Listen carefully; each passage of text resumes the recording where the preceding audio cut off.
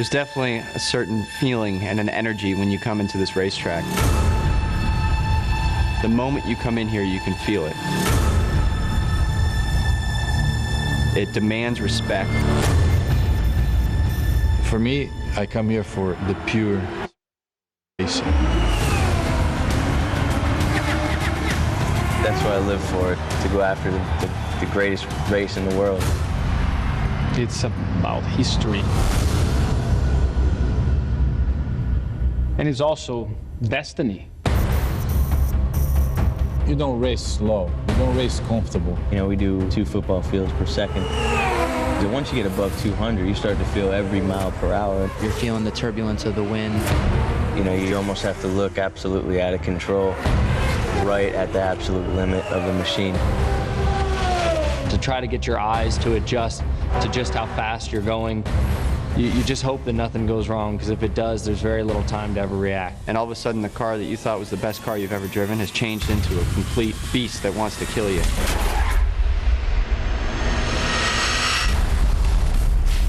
When you make a mistake in an INDYCAR, it hurts. I think the first thing to do is not to think about it. We've got a car upside down. It's Marco Andretti. We don't sit down and think, if I crash, what's going to happen to me? You know, it's one of those things that you accept. If you're going to do this job, you're going to lay your life on the line and put it all out there to win. It's the best job in the world. You know, what makes it worth taking the risks? Honestly, it's just the feel of victory. You can win this race, your name goes into the racing gods. So you feel like a superhero, and you become a legend. You know, I've been chasing this most of my racing life. It would definitely make my career. I feel that I have a great opportunity again to do something really special. Just gotta believe it. It's going to be the guy who takes the most risk and is willing to end his race to get to the front. Like, this is the only thing that matters to me. These other guys are trying to steal the one big opportunity in my career, and I'm not going to let them have it. The Indy 500's on the line.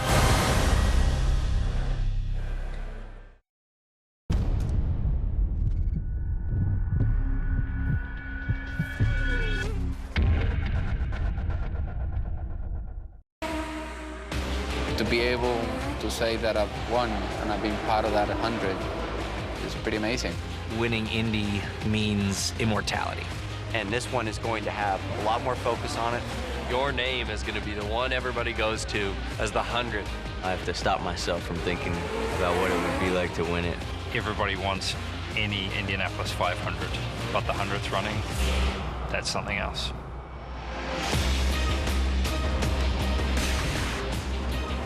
It is always a special day here, and today the crowds have gathered to witness history. Beneath the iconic pagoda, alongside Gasoline Alley, as close as they can get to the Yard of Bricks. Here, the sea of spectators has always been larger than life, but this year, a sold-out crowd of more than 350,000 has arrived to celebrate the centennial running of the greatest spectacle in racing. Hello and welcome to the heart of the Speedway. I'm Lindsay Zarniak, honored to be with you for the 100th running of the Indianapolis 500. This race is always special, but today it shines like the Borg-Warner Trophy that immortalizes the faces of those that have tasted victory. This is the anniversary of America's love affair with racing, a romance that is filled with passion, with drama, and stories that last forever. Like the inspirational comeback of James Hinchcliffe, who almost lost his life in an accident at this track 1 year ago and now sits on the pole. Or the quest of the defending champion, Juan Pablo Montoya, eager to go back-to-back. The legacies of racing's first families, like the Andrettis, who haven't won here in more than 4 decades. Marco will try to rewrite history today. We also pay tribute to the legends of this sport. There are 25 former winners here today, like Johnny Rutherford, who won here 3 times. No matter what the era, the cars of the 500 have always pushed the outer edge of the possible. Over the last century, theories around going faster have played out on the ultimate proving ground, the Indianapolis 500. where what ifs become reality. They started with stripping the weight off the car. To make 500 miles, it had to be lighter. It took nearly 7 hours to complete the race. Next came special tooling, with the racing car built from the ground up. Reliability increased in the 30s. What if riding mechanics were no longer needed? The cars could be more streamlined. The 60s were a time of radical free thinking, and the rear engine revolution began. With the motor moved to the back, the front of the car became wedge-like, and the turbine engine gave it a go. Cornering speeds were the next area of concentration. Inverted airplane wings had to be the answer. Ground effects sucked the yellow submarine to the ground and made it one of the most dominant cars ever to race at Indy. However, none have been faster than in 1996, when turbocharged engines combined with aero advances. What if the innovators never stop pushing the limit of what is possible? With the passing of each decade, there will always be more what ifs to conquer. 100 years from now, what will the cars of the future look like? How fast will they go? The evolution continues. And as the cars have evolved, the speeds have increased. The fastest lap ever recorded was by Arie Luyendyk at a speed of 237 miles per hour. 2 years ago, Ryan Hunter-Reay won the Indy 500, and he was among the fastest this week. It's time now to send it down to one of our pit reporters and a man of science and speed, Dr. Jerry Punch, standing by with Ryan Hunter-Reay. Doc? Thank you, Lindsay. On that day 2 years ago, Ryan Hunter-Reay started 19th, and when it was all over, he stood tall in victory circle and proclaimed, "I am a proud American boy." And Ryan, why is this day, this race, so special to drivers all over the world? You know, it's history. I mean, it's tradition. It's everything I grew up watching. This is what my heroes raced, and you know, this place has, it feels bigger than motorsports. There's something special about this place, and that's why, you know, even the most casual of sports fans will watch the Indy 500, is because it is a special race. 220, 30 miles an hour, 33 cars going wheel to wheel for 500 miles. In my opinion, it's nothing better. We know it's a very busy and stressful day. Hey, thank you for your time and best of luck today. Thank you very much. I appreciate it. Lindsay? Thank you, Doc. I am thrilled now to welcome the newest member of our Indy 500 team, Marty Smith, here to tell us about the time-honored traditions that are such a vital part of this Indy experience. Marty, what have you discovered? Lindsay, in Indianapolis in late May, tradition hangs in the air like 1,000 balloons, rich and vibrant and massive and emotional. Those balloons are Indianapolis 500 tradition. 69 years ago, at the suggestion of Grace Smith Holman, Tony Holman, the track owner's mother, they began releasing those balloons. We'll see them later today. Indy 500 tradition is generational. It's fathers and sons and mothers and daughters and their sons and daughters. Like Graham Ray Hall said to me earlier this week, I didn't even have a name until I was 15 years old. They just called me the Shadow, because all I wanted to do was be with my dad. Indy 500 tradition is a sprint across a 36-inch, 100-year-old strip of bricks, the lone remnants of the surface laid in 1909 that 99 times stood between man and legend. Indy 500 tradition is a sip of milk from the chalice of immortality, delivered race morning at 6:45 by an expert and her apprentice, who next year will become the expert. The victor can choose the type. The originator, Louis Meyer, drank buttermilk in Victory Lane in 1936 at the behest of his mother, who felt it would be refreshing on a hot day. Indy 500 tradition is a face on racing's most coveted prize, the Borg Warner Trophy. It is 102 faces, 110 pounds of sterling silver, and it is the dream for every one of these drivers today. It is electric out here. As Chip Ganassi told me earlier this week, if you are not moved to emotion by taps, by the flyover, by drivers start your engines, by all of the pageantry here, you might want to check your pulse, because you very well may be dead. Later today, when this place is full, Indianapolis Motor Speedway will be the 57th largest city in this country, larger than Cincinnati, than St. Louis or Pittsburgh. You ever wonder how they fit all of those people in here? Here's a look at just how big this place is and how fast this place is on the day of the 500. Every Memorial Day weekend, more than 250,000 spectators descend upon the Indianapolis Motor Speedway for the greatest spectacle in all of sport. But how big is the biggest stage in all of racing? Just imagine. As man and machine rocket from 0 to 100 10 times faster than a 747, they would blow by the British House of Parliament. As they slingshot through the infamous Turn 1, they would speed past the Eiffel Tower and all of Vatican City in mere seconds. The 9-degree bank of Turn 2 would provide an opportunity to take in the majesty of the White House and St. Petersburg Square. The 5/8 of a mile they cover over the back straightaway would carry them over the length of 3 aircraft carriers in less than 10 seconds. As they then enter Turn 3, at speeds approaching 220 miles an hour, they would get a great view of the Roman Colosseum and the Taj Mahal as they barrel into Turn 4. Exiting Turn 4 would leave Yankee Stadium and the Sydney Opera House in their rear view as they race alongside Wembley Stadium on their way towards the famed Yard of Bricks. How big is the biggest stage in all of racing? The 253-acre infield could hold all these iconic buildings, plus the Egyptian pyramids, and you would lap them all in about 40 seconds. Imagine that.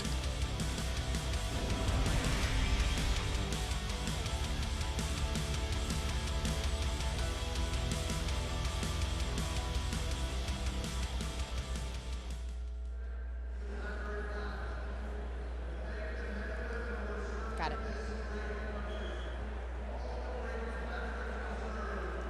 Welcome back to Indianapolis. This race has been run for a century, and yet there is still an elite club of those whose faces have been added to this trophy 4 times.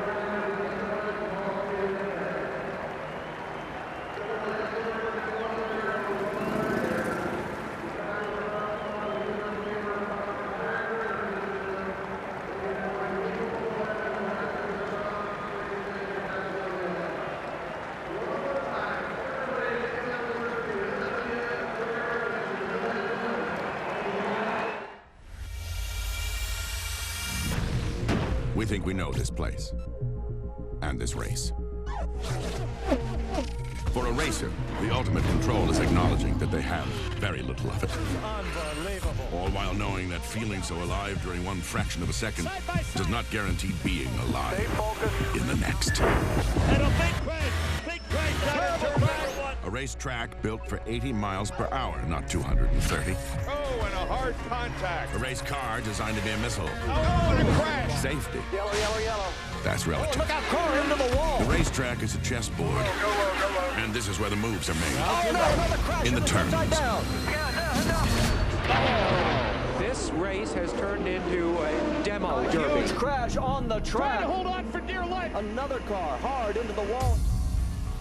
It's no surprise that the most dangerous corner is the final one. It has been seriously dangerous in turn 4 this year at Indianapolis. We got a crash. Where the emphasis turns to becoming a face in silver. Smiling into eternity. Great job, you guys. Why risk everything? Coming out of 4. Because it's for everything. Agreed. Look at that. Race car is going to lay it all over this racetrack. This is the racer's dream. Immortality.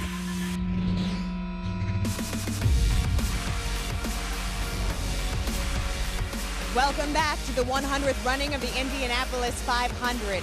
No one knows speed and danger better than James Hinchcliffe. He was involved in an accident during Indy 500 practice last season, so horrific, he has no memory of it. Those that responded at the track and those that saved his life will never forget. May 18th, I was running camera. I was following the cars like we normally do for practice. This car was coming through 3 fine, and then all of a sudden he just... and a hard contact. James Hinchcliffe. The yellow and went back and watched a replay. When he wasn't moving, that's when we thought something was really wrong. We heard the call of a code 05, which indicates that it's a severe injury. He was in a lot of pain. There was a significant amount of bright red blood. This needed to be a rapid extrication. His condition definitely decreased from here to the door of the hospital. When I first met James Hinchcliffe, he was nearly dead. By the time we got to Methodist, he was unconscious. We brought him into the shock room. I keep my fingers on his pulse just to monitor him as we're moving up. And just as we came off the elevator, I couldn't feel his pulse anymore. I lost his pulse. In my experience, once you lose their pulse, you got about 2 minutes to get things under control. I wouldn't call it extraordinary surgery, but what really saved Hinch was himself. Arlene and I were down in the Caribbean, and I got a call from the team shortly thereafter saying that James had an upper thigh injury.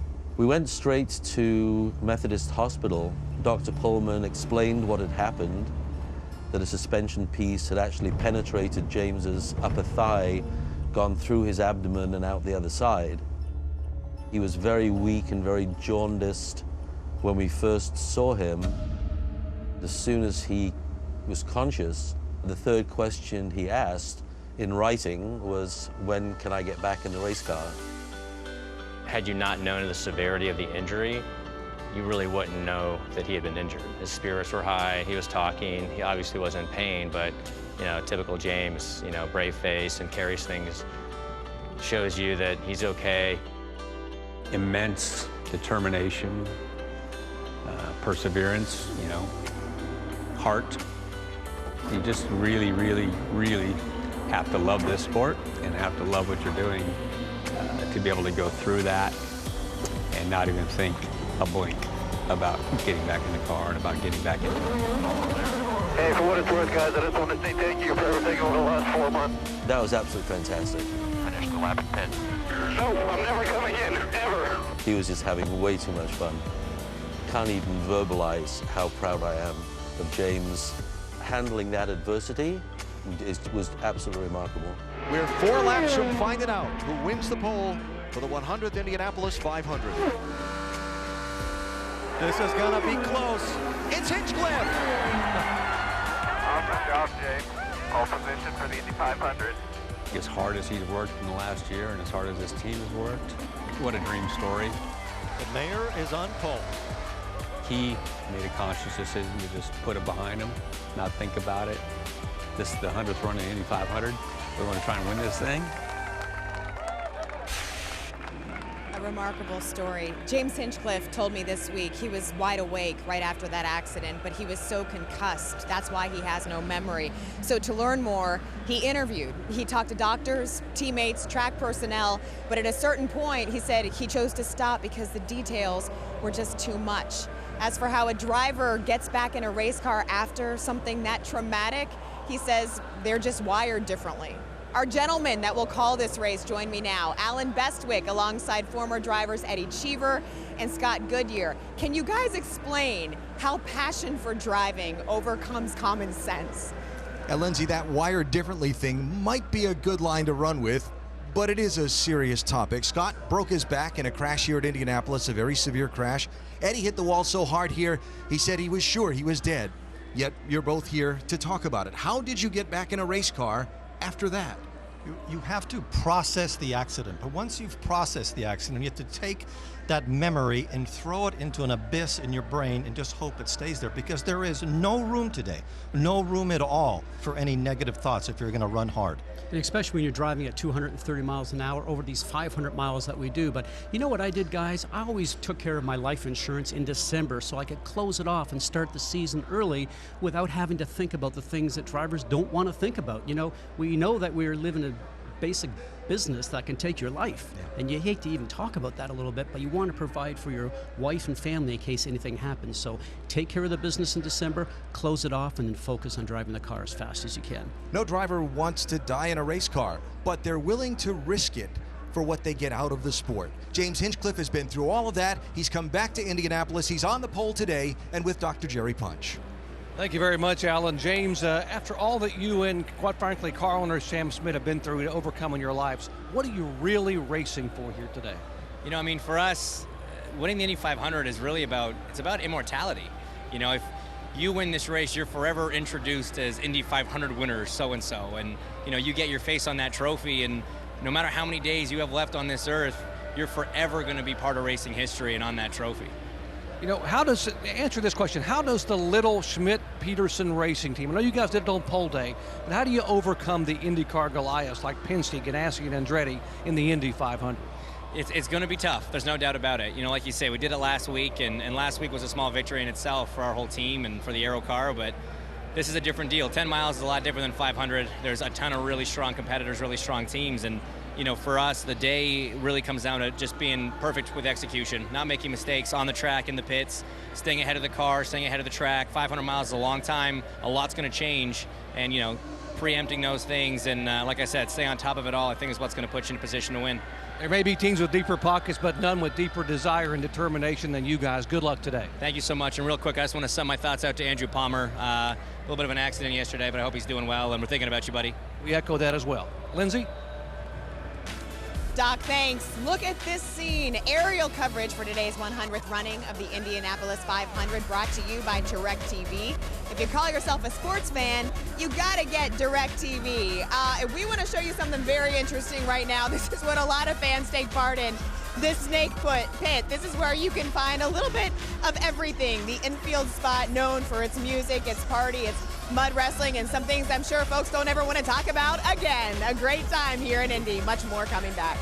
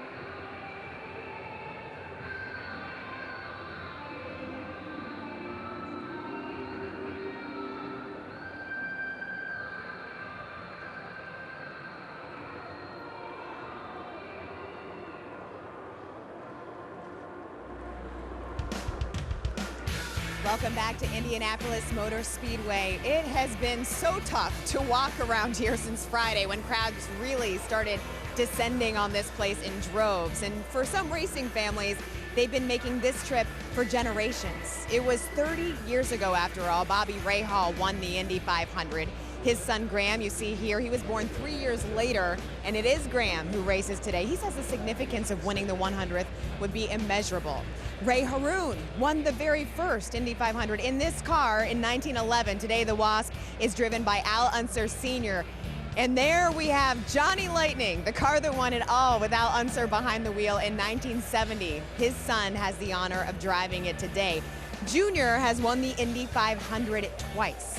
There are many Unsers beyond those two who have tested this course for a total of 73 runs. Their counterparts, the Andrettis, have an equally impressive number of Indy 500 rides under their belts. Marco Andretti, of course, tries for his first Indy 500 win today. He and his father, Michael, join me now. And Mario's around here somewhere, right? Where is he, guys? I don't know where the heck he is. He's too busy for us. He's too busy. All right, well, he may be joining us in a little bit, but Marco, I want to start with you. What is the significance of the 100th running on this race for you today? It's tough to compare because, I mean, every year this race is so significant. It's so big. There's so much preparation that goes into it. But to be honest, I mean, we definitely feel a difference this year. Like, it's just everything's more ramped up this year. And, you know, it's I've never seen anything like it. I mean, the crowd is just, it's huge. It's so cool. It makes us feel great about what we do. How does that impact you on the track as a driver? I think once the engine starts, it doesn't. But beforehand, you know, it just makes us want to go for it even more. How about you, Michael? Is it more stressful to drive the Indy 500 to race in this race, or to watch your son and help him try to win? It's stressful both ways, you know, just in different ways. But, you know, I think there's still nothing like it when you're a driver, you know, the stress and especially everything now, all the work and preparation that's gone into it, all the appearances and everything. And it's like there's nothing like with getting buckled into the car. That's when it's like everything goes quiet and you just get focused. And that's the best time of the month. You're like, relieved and ready to go. How different is it now these days with all of those things, the appearances, etc.? I think it's similar. You know, I think this race has always been the biggest one. This is the one that everybody comes to, and this is the one that, you know, we have to do the most work when we were a driver. And, you know, but we love doing it because we know how important it is. And, you know, this is phenomenal. What's happening here this week has been fantastic. You came so close to winning this race in 1991. I know everybody brings it up. You're probably sick of hearing of it, but why is it so difficult to win this race? You know, I don't know. It's just the way it happens. You know, there's other racetracks where I've won many times for no explanation why. You know, this is one racetrack that's probably been one of my best racetracks from a driver standpoint, but I just, for whatever reason, never won it. What is your recollection of that day? What is the thing you think about most? Well, 1991, if you bring that up, you know, I was just complete surprise is what it was. We dominated the day, and then all of a sudden Rick, you know, got all the speed, which we're still, to this day, wonder where he got it from. And it was very frustrating when he got by us, and I couldn't even stay in his draft. So it was a big disappointment that day. What would it mean to both of you if Marco were able to get the Indy 500 win today, to the family? You know, I can't even put it into words. I mean, it'd be the first time you'd ever see me cry, I think, really. You know, it'd be that much, mean that much to us. And, you know, it's hard to even imagine. Why? Can you describe that? Because of all the heartache, I think, that we've gone through as a family. I think we've raced here as a family 70-some times, and, you know, we have one win to show for it. And it's been a long time since that win. And, you know, I think we all really appreciate how hard this race is to win. And if we actually do get it done, if he gets it done, it'd be incredible. You told me you try not to think about it, but when you do let your mind go there, what do you feel? Yeah, I mean, you know, there's a certain amount of visualization you have to do, but you have to get the job done first, you know, so it's very tough to stay focused and on the task at hand. And I'm going to drive this like any other 500 that I have in the past, because I think, you know, I've been putting myself in decent positions by the end of these races. I just believe that this place picks the winner, you know. You know, we've come up short so many times, and I think it just makes us respect it even more and makes us even hungrier. So, you know, we'll be gunning to do the same thing I've done the last 3 years. It's just hopefully my numbers pick this year. You say this racetrack picks the winner. Your grandfather, Mario, did tell me he really likes your chances. Marco Andretti, best of luck today. Michael, thank you so much for joining us.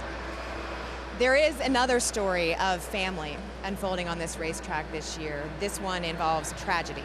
Stefan Wilson is making his Indy 500 debut. That was always his dream, but in that dream, he always raced alongside his brother. When Stefan starts this race, it will be 9 months since his brother Justin was killed last August after being struck by a piece of equipment during the race at Pocono. Justin was instrumental in helping his little brother as a race car driver. He had 3 top 10 finishes here himself in the Indy 500. Both boys grew up in awe of their father, who introduced them to this sport. We send it down to another one of our pit reporters now, Rick DeBrule. And Rick, this race is hard for any rookie, but the emotions Stefan is dealing with must be adding to the pressure. Well, Lindsay, for Stefan Wilson, this month really isn't a burden. That's because he says this has really been a way of coping with his brother's death. And you were talking really about how the fans have helped you out this month. Explain that, Stefan. Yeah, just walking around here, the Indianapolis Motor Speedway, you know, it's 9 months on since we lost Justin, and so many fans are actually sharing in that grief with me, and seeing them wearing the Justin Wilson tribute shirts and having them come up and tell me stories about when they met Justin.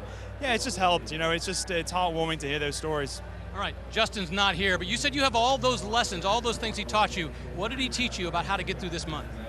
Just how to behave on and off the track, you know. I was so proud of Justin. He was a role model to me.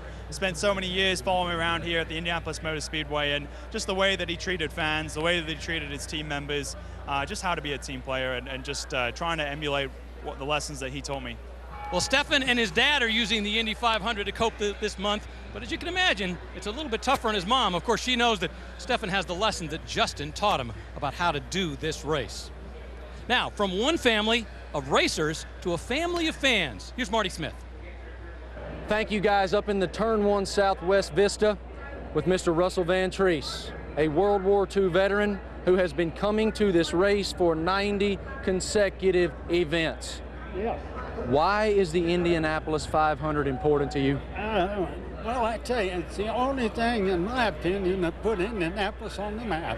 So I do believe that if it wasn't for the 500, we probably would just be some little place on the road, you know. But Indianapolis has been a wonderful town, and I'm glad I live here. When I was away in the service, that was different. But I do enjoy the Indianapolis 500. I don't plan on missing any, so if I'm here next year, I'll be here. So. Just an amazing glimpse of what this race means to its fans. The drivers are making their final adjustments. One of them will soon add Indy 500 champion to their resume. That person will join me on SportsCenter tonight after the baseball game. And it's not just drivers, their teams are the fans here today. There are a slew of celebrities. Here you see actor Chris Pine of Star Trek. Darius Rucker is on hand. He will sing the national anthem. Also, we see Ice-T, the actor and musician, alongside his wife, Coco. Much more to come on the 100th running of the Indianapolis 500.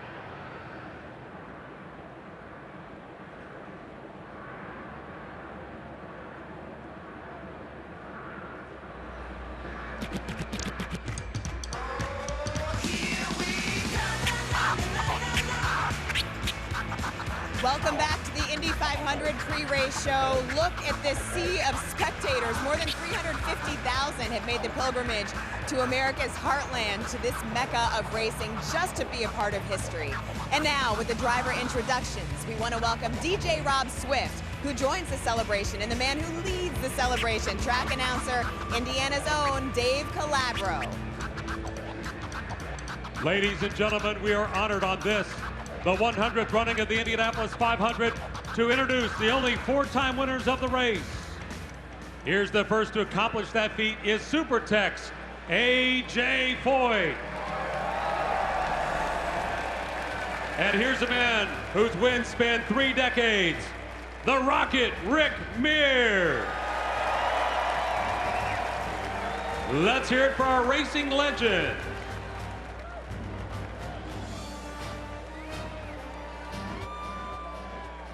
And now, here's the starting lineup for the 100th running of the Indianapolis 500. Starting on the outside of row 11, the 2011 500 pole winner, let's welcome Alex Tagliani from Canada. In the middle of row 11, he won it 20 years ago, looking for his win number 2. Here's Buddy Lazier. On the inside of row 11, from Bradford, England, it's Jack Hawksworth. Starting on the outside of row 10, making his Indianapolis debut from Cheshire, England, please welcome Stephen Wilson. In the middle of row 10, the second of 5 rookies in the field, from Pasadena, California, Spencer Pickett. On the inside of row 10, making his 3rd Indy start from Noblesville, Indiana, let's give a warm welcome to Brian Clausen.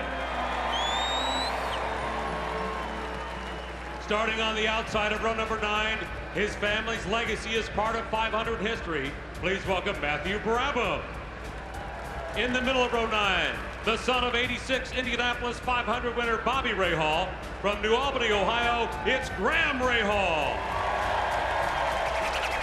On the inside of row 9, the only woman in the field. From England, it's Pippa Mann.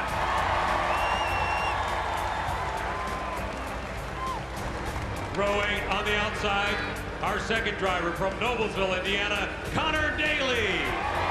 In the middle of row 8, from Nazareth, Pennsylvania, here's Sage Cara. On the inside of row 8, our 4th rookie from England, Max Chilton. Turning to row 7, on the outside from Bogota, Colombia, Gabby Chavez. In the middle of row 7, 2-time 500 pole winner, Indy's very own Ed Carpenter. On the inside of row 7, from Le Mans, France, Sébastien Bourdais.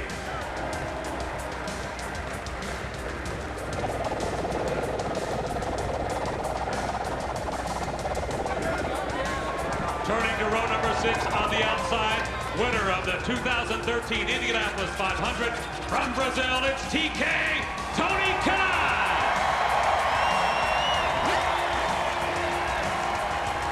In the middle row 6, here is your defending Indy 500 champion and 2-time winner, Juan Pablo Montoya.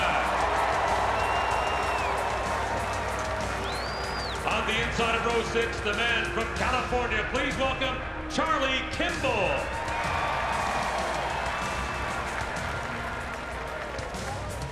And now to row 5, on the outside, from Sausalito, California, J.R. Hildebrand.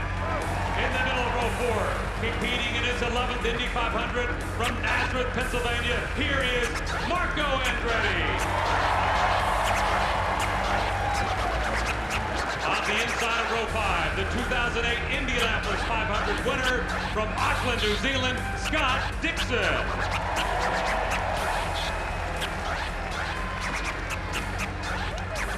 On the outside of row 4, driving for A.J. Foyt Racing, the man from Tokyo, Japan, Takuma Sato. In the middle of row 4, the fastest rookie in qualifying, it's Alexander Rossi.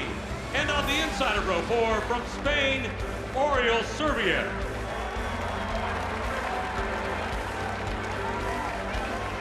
And now to row 3. He is a 3-time 500 winner from Brazil. It's Helio Castroneves. In the middle, row 3, winner of the last 3 IndyCar races, Simon Pagenaud.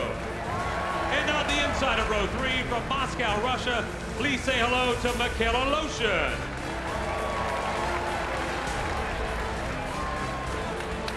On to the second row, on the outside, driving for Penske Racing, let's welcome Will Power.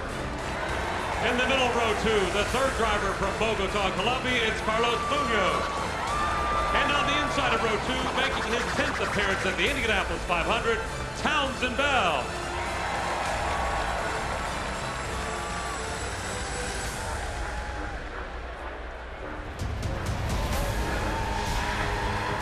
And now moving to row number 1, on the outside, the 2014 Indianapolis 500 champion, Ryan Hunter-Reay.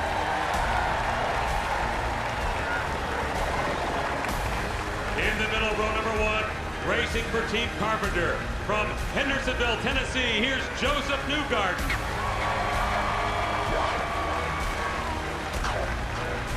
And your pole sitter for the 100th running of the Indianapolis 500, from Oakville, Canada, please welcome James Hinchcliffe.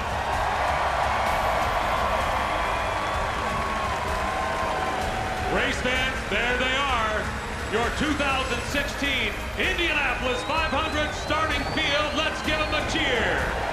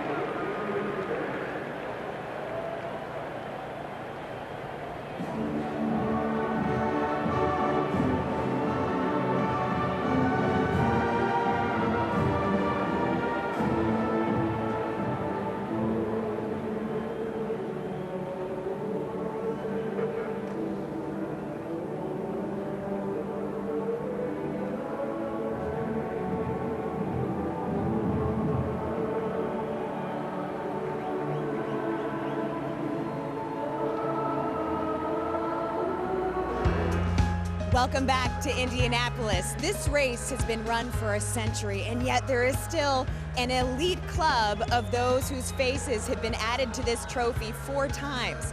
Only 3 men have done it. The latest was Rick Mears back in 1991. Our Alan Bestwick sat down with Mears, A.J. Foyt, and Al Unser. A.J. Foyt, winner of the Golden Anniversary 500-mile race. The checkered flag will be waved for Al Unser. He has won his 3rd Indianapolis 500. Rick Mears has accomplished what only 2 men have before. He is now a 4-time winner of the 500. Rick Mears follows in the footsteps first of the legendary A.J. Foyt, and then Al Unser Sr. I won the 50th. I got the 75th. I don't know what year I got, but I'll tell you, I'm glad I'm here for 100 years. You know, 50 years ago, if they'd asked, you think you'll be here for the 100th year, I'd have laughed at them. Tell me about your first race here. 1958. Scared the hell out of me. So I had my thrills my first year and didn't know if I really wanted to come back. The cars today are about 1,000% safer than they were when we ran. We carried 75 gallons of fuel, so when you hit backwards, it's like a bomb went off. Oh, I think if it didn't scare you, there was something wrong with you. I hear that some of these race drivers, they're pretty good race drivers. I've never been scared in a race car. I hate to call them liars, but that's all they are. There probably hadn't been a race that I ran, I didn't scare the hell out of myself. I think it just frightened you a little bit. Well, it scared the hell out of me, that's all I can say. I've never run a race that my knees didn't get weak somewhere along the line. I'm with Rick right there. Why is this race so hard to win? I don't care how fast you are, how good you are, everything's got to fall your way that day. I won it a couple times I shouldn't have, and I lost it 2 or 3 times I should have won. People tend to count out Lady Luck too much. The stars have to align. My first win, I'm coming off of turn 2 and somebody's coming out of the pits ahead of me. And just about the time I catch him, right rear comes off and rolls right across in front of me. I mean, a split second. You've torn the corner off the car and your day's done. You know, missed it and went on, ended up winning the race. I felt like in 75, nobody could beat me. I ran on fuel. 76, I felt like nobody could beat me. I come in, it started raining. Yeah. I said, man, what I have to do to win? I mean, I had everybody covered so easy, but yet I wasn't winning. This place is hard, it's not easy. And for some reason, it'll shine on you one day and tomorrow it won't. I think there's so many guys that should have won 1 and didn't. He could be a 10-time winner. He could too, and I don't know if I'd have got to 10, but there was a couple I should have won. Media asked me a lot of times, who should have won this race that never did? I said, no, everybody starts this race could win. The one moment that stands out at Indianapolis for you? When you get that checkered flag, you know, it's amazing feeling when you see that starter. You say, is that really for me? I think you have mixed emotions. When you start breathing again. Well, you can't put it in words. No, you wished you could thank the whole world for giving you something that day that it was your day. You're given something you never thought you'd ever have. But I know how I come up. I had to struggle. I think Al struggled, and I think Rick struggled. So it's not like it was given to us on a silver platter. I think everything we worked for, we had to work for. Actually driving under that flag and seeing that flag wave is just, it's like they said, it's the most incredible feeling. You take whatever's made you as happy as you've ever been in your life and quadruple it. You know, it's just an amazing feeling. And there's nothing that can ever replace that feeling. Nope. Nothing. I mean, I don't care what you try to do after the fact. I'm still involved with Team Penske, but it'll never be the same as driving the car. You all believe someday someone will have 5. I said it was going to be Rick Mears. He's going to be the one. And then he retired. I didn't want to leave the club either. Yeah, there you go. That's a good one. I like that. It wouldn't surprise me to see a 5, 6, 7-time winner. Guys win it 10 times. I don't care. Yeah. But we were the first. In the 100 runnings of this race, there are only 7 drivers who won 3 times. There's only 1 driver in this field today who could gain access to that exclusive club, Helio Castroneves, who came so close in 2014. He's standing by with pit reporter Jan Beekes. Jan? And Lindsay, wouldn't it be incredible if he could win his 4th today on the 100th edition of the Indy 500? I know you've thought about this a lot, Helio. but what would it mean to you to join Foyt, Unser, and Mears as a 4-time winner? Well, I'm sure a lot of people, this is a historic day, obviously, 100 running of the Indy 500. I think it would have fit perfect, you know, winning the 4th time. I mean, it would have mean the world would be part of history. And but in the meantime, we can't thinking about Indiana, the result. We got to thinking about the beginning. And right now, the Pennzoil car is a good balance. Look like the wind is chill, a little bit warm, but it's going to be a good one. So we got to, in our case, we got to go aggressive, try push to the end, and hopefully they're going to create us an opportunity to win this race. All right, going aggressive and trying to make history from the outside of row number 3, Lindsay. Jan, thank you. The pre-race procession continues. Chevrolet Silverado leading the way for the ceremonial military lap. Chevrolet and its dealers proudly support all those who serve. For more information, go to ChevySalutes.com. We honor America next on this Memorial Day weekend. This event anchored by traditions.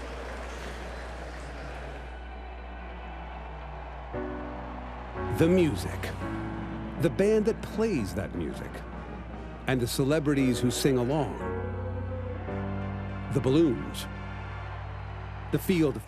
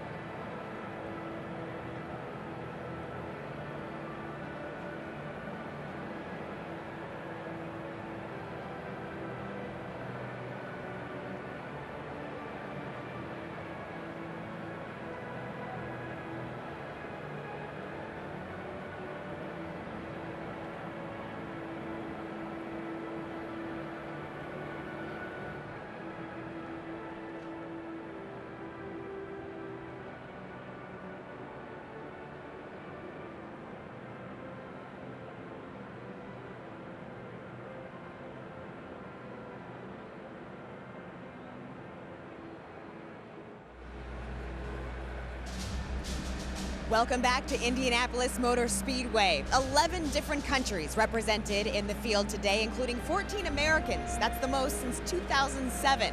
Even though he's Brazilian, Helio Castroneves told me the pre-race moment that gets him the most pumped up is when he hears the Star-Spangled Banner. We're getting closer to that time as the pre-race ceremonies continue.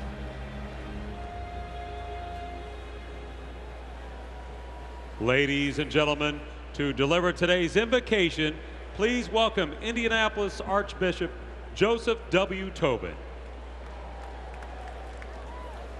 Good and gracious God, all times and seasons are of your making. Each day is your gift to us. We thank you for bringing us together to enjoy the 100th running of the greatest spectacle in racing.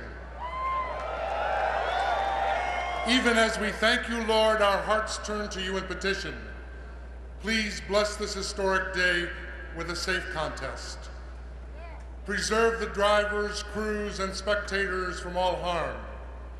Help each team to do its best and to live gratefully with the result. As we thank you for this race, a gift which the city of Indianapolis shares with the world, we offer our best wishes to these drivers who help to represent the human family, and we bless them in their native tongues. Godspeed, buena suerte, bon route, boa sorte, in bocca al lupo, ampdeo, gambaru, slash libero puti. Be with us as we make our way home, thankful that we have shared in a unique moment in human history. To you belong all ages and all glory forever and ever. Let the church say,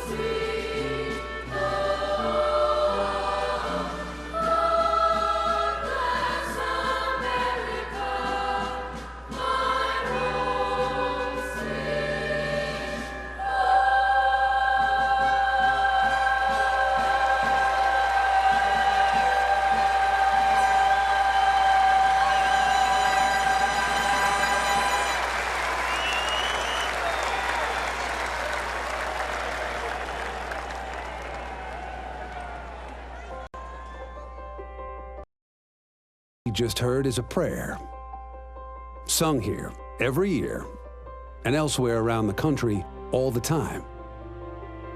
Has it worked? Well, just look around at your fellow Americans gathered in the stands, each with the freedom to enjoy and celebrate this great spectacle. Freedom preserved by the soldiers we honor today, and on full display in every turn and straightaway of this monument to the American way of life, the Indianapolis Motor Speedway. There is your answer. We are blessed as a nation with our strength, with our unity, with our spirit. And with this race about to start for the 100th time, and every time has been an answered prayer.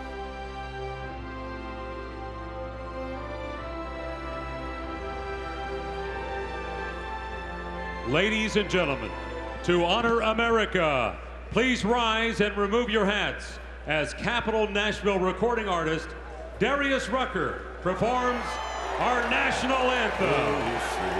Can you see by the dawn's early light what so proudly we hailed at the twilight's last gleaming, whose broad stripes and bright stars through the perilous fight o'er the ramparts we watched were so gallantly streaming, and the rockets' red glare, the bombs bursting in air, gave proof through the night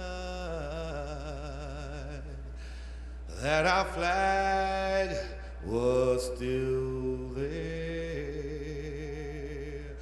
Oh, say does that star-spangled banner yet wave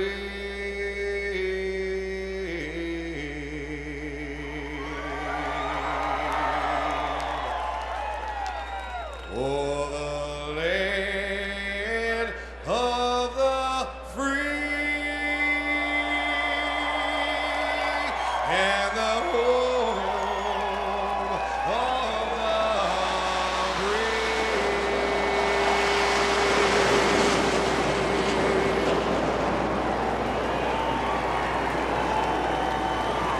Darius Rucker.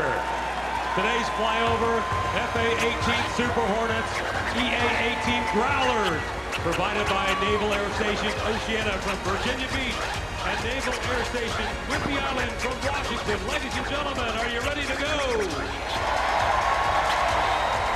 The music keeping the crowd growing, courtesy of DJ Rob Swift. Look at that crowd. Here are the drivers. By the way, the United States population is 322 million people. Today, attendance is 350,000. That means 1 in every 925 Americans is here at the 100th running of the Indianapolis 500. We have much more to come here from Indianapolis Motor Speedway next.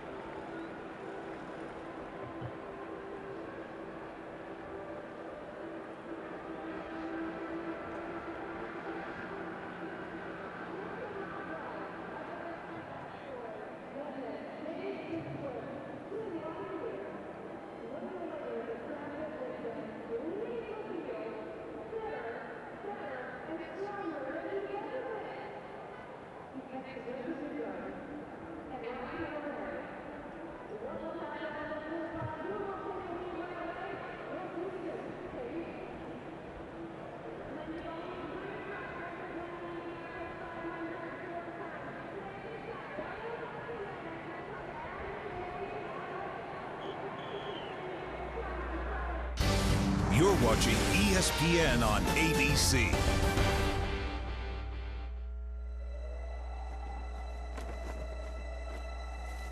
I'm Russell Van Treese. This will be my 90th 500. Started out with my grandfather. He went to the very first race in 1911. And he never missed a race until World War I.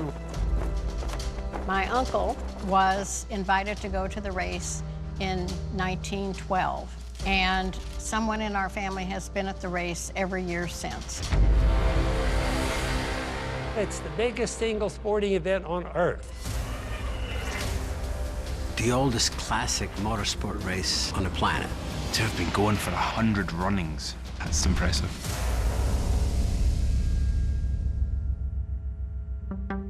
But tradition is the foundation for the Indy 500. The honoring of America, the soldiers. I love the flyover. The sound, the smells, and the massive number of people. Every seat in the house is packed. Ladies and gentlemen, start your engines. This race has always been about the evolution of speed. Winning average speed of the first race was 74 miles an hour. When Parnelli went 150 miles an hour, and I remember my dad looking at me and saying, they'll never go any faster than that. You can't go over 150 miles an hour. It's a new track record. You know, certainly we're pushing speeds that they weren't back then. Every year, there's always something special. I certainly would like to have seen Mario Andretti's 1969 win. He didn't change tires the whole 500 miles. I remember watching it back home. I was little. AJ Foyt got out of his car with a hammer. I've never seen anything like that. What's it take to win? Be lucky all day and get there first. Sullivan's spin and win in '85, that happened right in front of us. If you can look to any one thing, it's like, who knows what's going to happen until the last lap. He hits the wall! He hits the wall coming out of fourth! J.R. Hildebrand. I never felt so sorry for a man in my life than I did that young man that day. Those things happen. I'd like to be in the audience for the 2006 finish. Marco Andretti, Hornish, who's gonna win at the stripe? We thought Marco had won, but it ended up being Hornish there at the end. Right. That was a great finish. Al Jr. first won his race in '92. That's the closest finish in Indy history. You just don't know what Indy means. This is the best tasting drink in the world. That's some good memories right there. I love milk. This is awesome. This works. Raising that bottle of milk with the wreath around my neck and the Borg Warner in the background, priceless.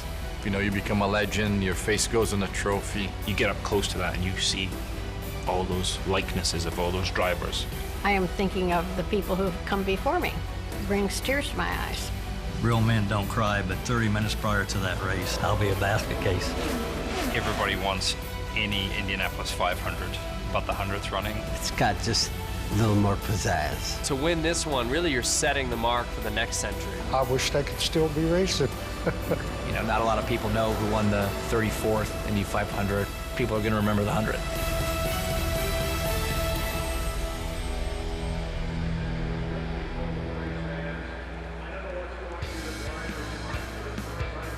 Welcome back to the Indy 500 telecast presented by Firestone. As it was 100 runnings ago, so it is today. Different era and different drivers, same track.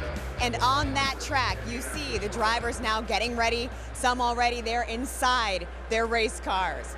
I will see you tonight on SportsCenter with the winner of the 100th running of the Indy 500. But now it's time to send it to the men upstairs in the booth who will call this race, Alan Bestwick, Eddie Cheever, and Scott Goodyear. Gentlemen, Lindsay, thank you. Great job. And we are so ready for the start of the 100th Indianapolis 500-mile race. The last few years here at Indy, we have seen some spectacular racing, some thrilling finishes. What are we going to see today? Alan, I think we're going to see exactly the same thing that we had, because so far this month we have had cars getting so close to each other, the drafting that goes on, the passing going into the turn. Yes, it's confrontational, but I think we're going to see all the same thing that we've seen the past couple of years here today. A look at some of the finishes that we've seen the last couple of years. In fact, the last decade here at Indianapolis, back to 2006. So close with Hornish winning. Boy, did I ever feel for Andretti that year. Now go along here, and for J.R. Hildebrand, what a smash that he had, allowing Dan Weldon to take the victory. Leading into the last corner. Then, 2 years ago, Hunter Ray and Castro Neves. Right down the grass. He had to pass him on the grass, and it was such a close finish. Just look how close Castro Neves came to getting his 4th win. And an American won the Indy 500. And a year ago, the great last laps fight between Montoya and Will Power. If you look at the last decade, the numbers make the case. It's been the most competitive time in the 99-year history of this Indianapolis 500-mile race. But before you can put your name in history as the winner of the 100th, first, you've got to get through the first couple of corners. And history also tells us those first couple of corners can be treacherous. For a driver, what's that like?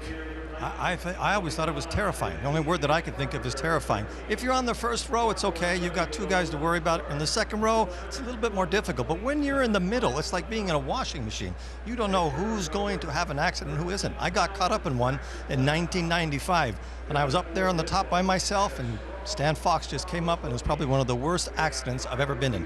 And I was just a passenger. So get through the first couple of corners, key to having any chance to win the 500. Very a treacherous time. So we've talked about history, we've talked about traditions, and a few more of the compelling traditions that lead up to the start of this Indianapolis 500-mile race are about to play out as these drivers finish buckling in and they gather the dignitaries to get this race going in just a moment or so. Think about what's on the line today for these drivers, putting their name on that Borg Warner trophy as the winner of the 100th Indianapolis 500-mile race. Their opportunity right after the last few pre-race traditions. Back to PA announcer Dave Calabro. Race fans to perform back home again in Indiana. Please welcome 6th-season winner of The Voice, singer, songwriter, and Indy's own Josh Kaufman, joined by the Indianapolis Children's Choir.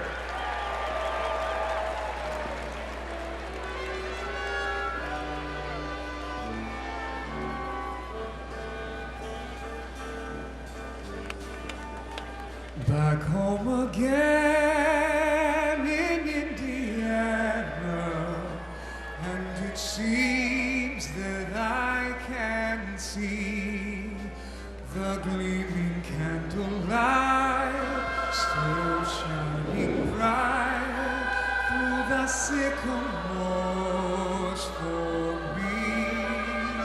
The new moon hay sends out its fragrance through the fields I used to roam.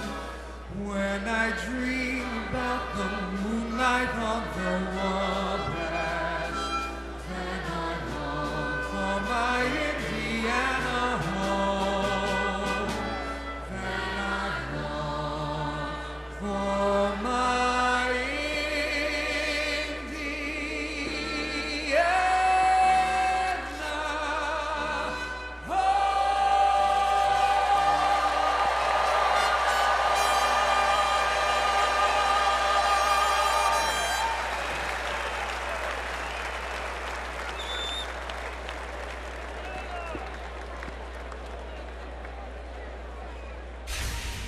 Ladies and gentlemen, start your engines. It not only signifies the beginning of the greatest spectacle in racing, but it's heard at the beginning of races throughout motorsports. But how did the start get its start? Some believe it was first used at Indy in 1948 by official starter Seth Klein. But the first documented use was by PA announcer Irish Horan in 1950. However, the man credited with coining the phrase was Wilbur Shaw. Gentlemen, start your motor. But as times changed, so did the 500. The 50s introduced us to a new voice behind the iconic words. After Wilbur Shaw's death, Tony Holman stepped into the breach and with a small tweak, elevated the command to new heights of fame and popularity. Gentlemen, start your engine! Tony carried the torch until his death in 1977. But the Holman legacy didn't end there. His wife and daughter took up the mantle, and between them, they have delivered the command ever since. Gentlemen, start your engines! The year 1977 proved important for another reason as well, as it marked the first time a female qualified for the race. Janet Guthrie's presence triggered a controversy that was eventually resolved with the following call. Company with the first lady ever to qualify at Indianapolis. Gentlemen, start your engines! And ever since, the call has evolved to reflect the field of competition. Ladies and gentlemen, start your engines. Ladies and gentlemen, start your engines. As the Indy 500 celebrates its 100th running, the race and the most famous words in racing will continue to evolve side by side with the Holman-George family.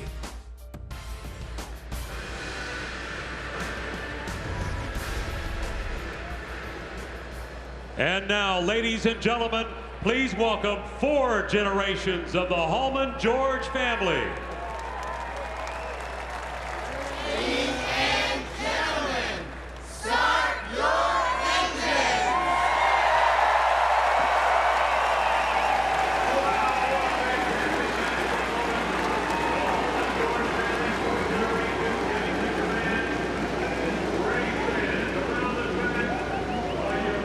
I am standing with 4-time Indy 500 winner A.J. Foyt, who's about to signal this field to roll.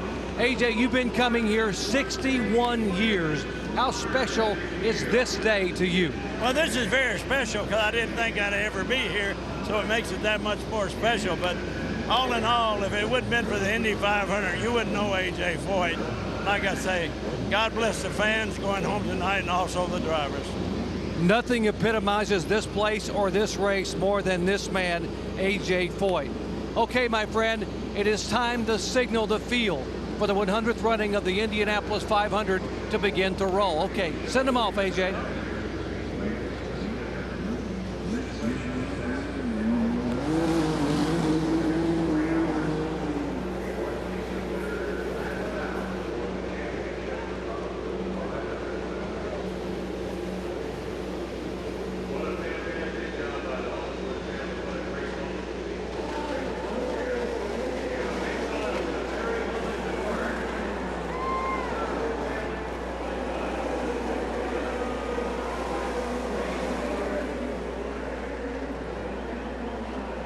So 3 parade and 1 pace lap before the start of the Indianapolis 500. One car not getting away from the grid. It is Helio Castroneves, who has not moved as of yet. Now he's rolling away, and he'll resume his place on the grid.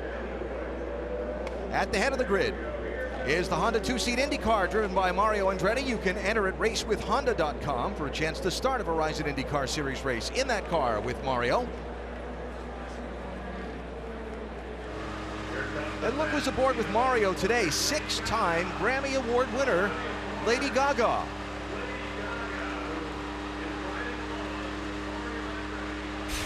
So 100 cameras for the 100th running of the Indianapolis 500, a dozen of them on board these race cars. Graham Rahal carries our Steak and Shake on board. There's former winner Tony Kanaan with the NTDTT data on board. Last year's winner, Juan Pablo Montoya, with the Verizon on board. Marco Andretti has our Mutual of Omaha camera today. Rick? Well, 50 years ago today, the headline in the Indianapolis Star read, "Can they catch Andretti?" Talking, of course, about Mario. Well, today, it's his grandson, Marco, who's going for that victory. And think about this. Marco has led more laps here at this track than any other active driver who doesn't have a win. And he's hoping that late in this race today, once again, they can be asking that question, can they catch Andretti? All right, Rick, Scott Dixon has our Firestone on board. And if you look where Dixon is in the starting field, here's a group that you can watch to come toward the front. If Dixon, Kanata, Montoya work together, expect this group of winners to get to the front really quickly. And I'm watching J.R. Hildebrand. Remember, he had this race won in 2011 before he hit the turn 4 wall, and he told me he has a car to win today. Just saw A.J. Foyt. Takuma Sato drives one of the A.J. Foyt racing entries today. He's got our Honda on board. And as you look at our Firestone track facts for the day, Sato and the other drivers will have to negotiate these 4 corners, 200 laps around to get to the 500-mile distance. And those weather conditions can make their cars' handling very tricky to follow through the day. Jan? Yes, they can. And that last line, track temperature 112, that's what the teams today will be watching very carefully. Why? Well, the hotter the track gets, the more these cars slide around. And it's projected to be up to 120. If it gets to 120, these cars can be almost evil to drive in the corners. So choosing a setting for the heat could be determining who's going to drink the milk. All right, Jan, thanks. Helio Castroneves now has resumed his place on the grid. He carries our Chevy on board today, trying to join that club of 4-time winners. Well, he is so fast, and he's obviously a fan favorite. He said that his car has struggled in qualifying speed, thinks he has a great race car today. We'll watch and see.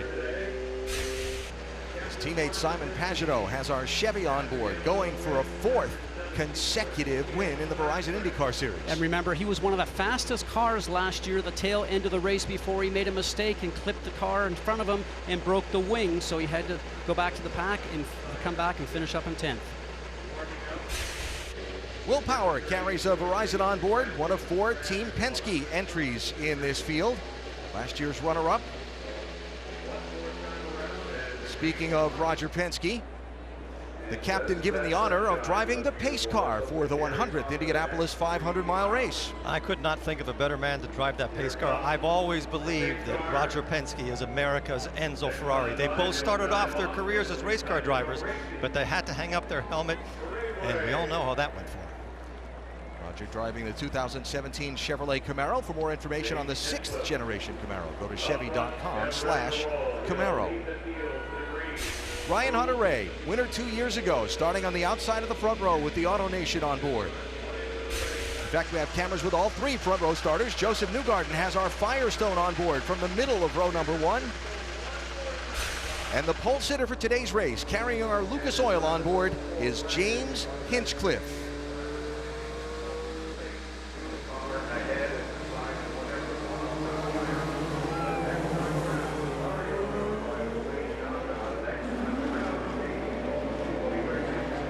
Folks, it's important to remember that it was just over a year ago that James Hinchcliffe could, and quite honestly maybe should, have lost his life from injuries suffered in a practice crash here at Indianapolis.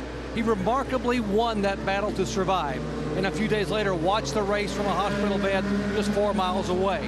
Today he is back, again trying to beat the odds as he attempts to win the greatest race on earth. This is the ultimate near tragedy to triumph story. And yes, a win today would write the final chapter to one of the most remarkable comebacks in motorsports history. Alan? Well said, Doc.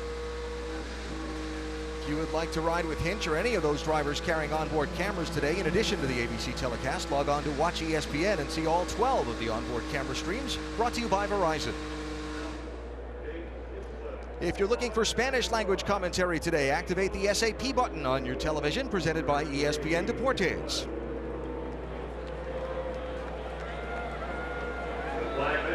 So the crowd, the people, the terrifying turn 1, a driver's thoughts at this moment. You just notice the crowd that's there, because all month you've been here practicing, and it's a great big grandstand of people all the time, but it's dark and gray throughout the month. Now there's warmth, color, and movement. As a driver, you certainly notice that, but getting through turn 1 is always the big thing now.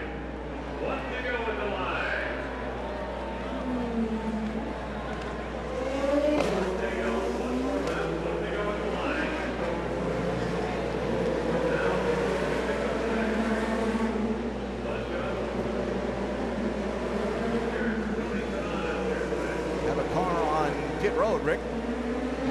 with his buddy Lazier. He was complaining at the very beginning he's got a stuck throttle. They're trying to figure out if they can get it fixed, but right now, as you can see, he may miss the start of this race.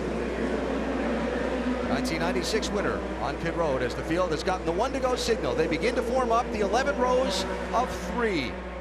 A sold-out Indianapolis Motor Speedway. They stopped selling tickets even to the infield. So many people wanted to be here to witness the 100th Indianapolis 500.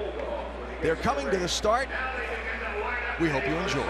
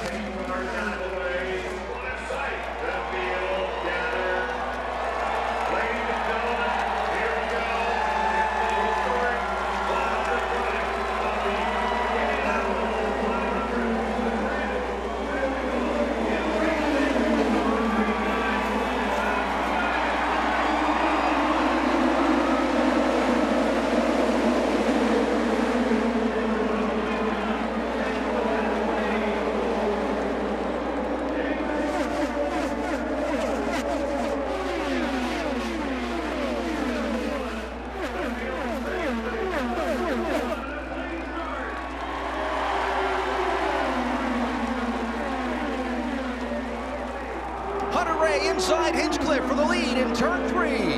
And it starts. Scott, here we go. Boy, aggressive on the first lap. It's amazing what the drivers are doing. We even saw cars right down to the white line, almost on the grass.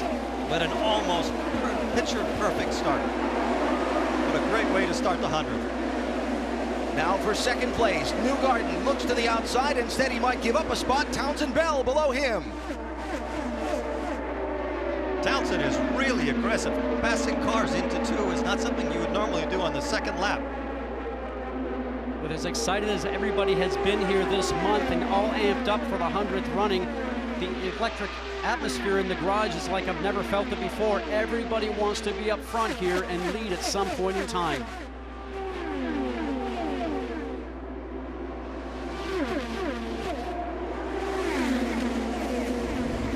Alex Tagliani had a close call a minute ago, 35. Oh, just touching the car in front, and the 35 car of Tagliani. Boy, that's very lucky. I always say, Eddie, when something happens like that and you save it, it's time to go buy a lottery ticket. Amazingly quick hands. Did you see how he corrected right up to the wall and didn't even hit it? Yeah, and that's at 200 miles an hour. So Hinch drafted back by Hunter Ray for the lead. So James Hinchcliffe back out in front. I expect to see a lot of that. It's going to be very difficult to hold the lead today. These cars are all so close.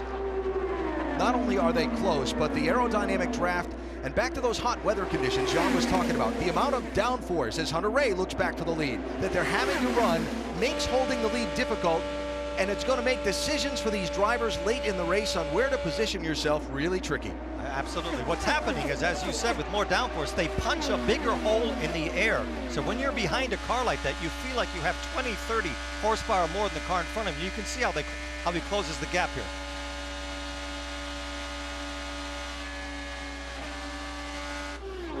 You heard a breathe of the throttle there with Joseph Newgarden. Went down a gear. Drivers will be shifting a lot up in the 4th, 5th, and 6th gear ratio throughout this race. Top 3 cars right now are Hondas.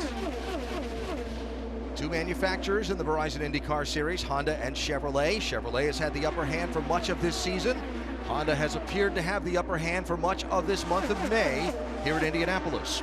You know what I've noticed, guys, when you start to focus back, as we saw in that long shot just a moment ago, the first 4, 5, 6 cars are easily coming off the turns. The cars back there are using up more road at the end and getting very close to the wall. Everybody said, as Hinchcliffe now goes for the lead, that if you're up front, the aerodynamics in these cars are very favorable. The further back you are in the pack, it's more difficult to drive. But the problem with being in the front is that you're burning a lot more fuel. So if you stay up there for a long time throughout one fuel run, you'll have to come in earlier than a car that's running behind you.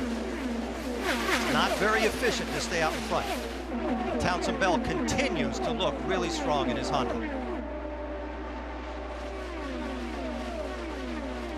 So 3 times in the last 5 years, we've had a crash in the opening 4 laps. Had a crash on lap 1 in 2 of the last 3 years. So far, we are staying green as Hunter Ray goes back on Hinch for the lead. We saw this last year. We call it confrontational passing because of the aerodynamics in these cars. It takes a long time to get caught up to the car in front of you, and by the time you catch the draft and are able to pass the car going into the turn, then you have a chance to get up beside. You can see right now James Hinchcliffe doing a little bit, I want to call it blocking Eddie, because he went down and reserved the inside line early. Doesn't look like his car is up to speed easily for him. It looks like he really has to push it. You are allowed to change your line once and defend, but you're not allowed to move in reaction to the overtaking competitors. Stewards will be keeping a close eye on that throughout this Indianapolis 500-mile race. We're just underway. A good, clean start in the makings of an exciting race already unfolding at the 100th Indianapolis 500.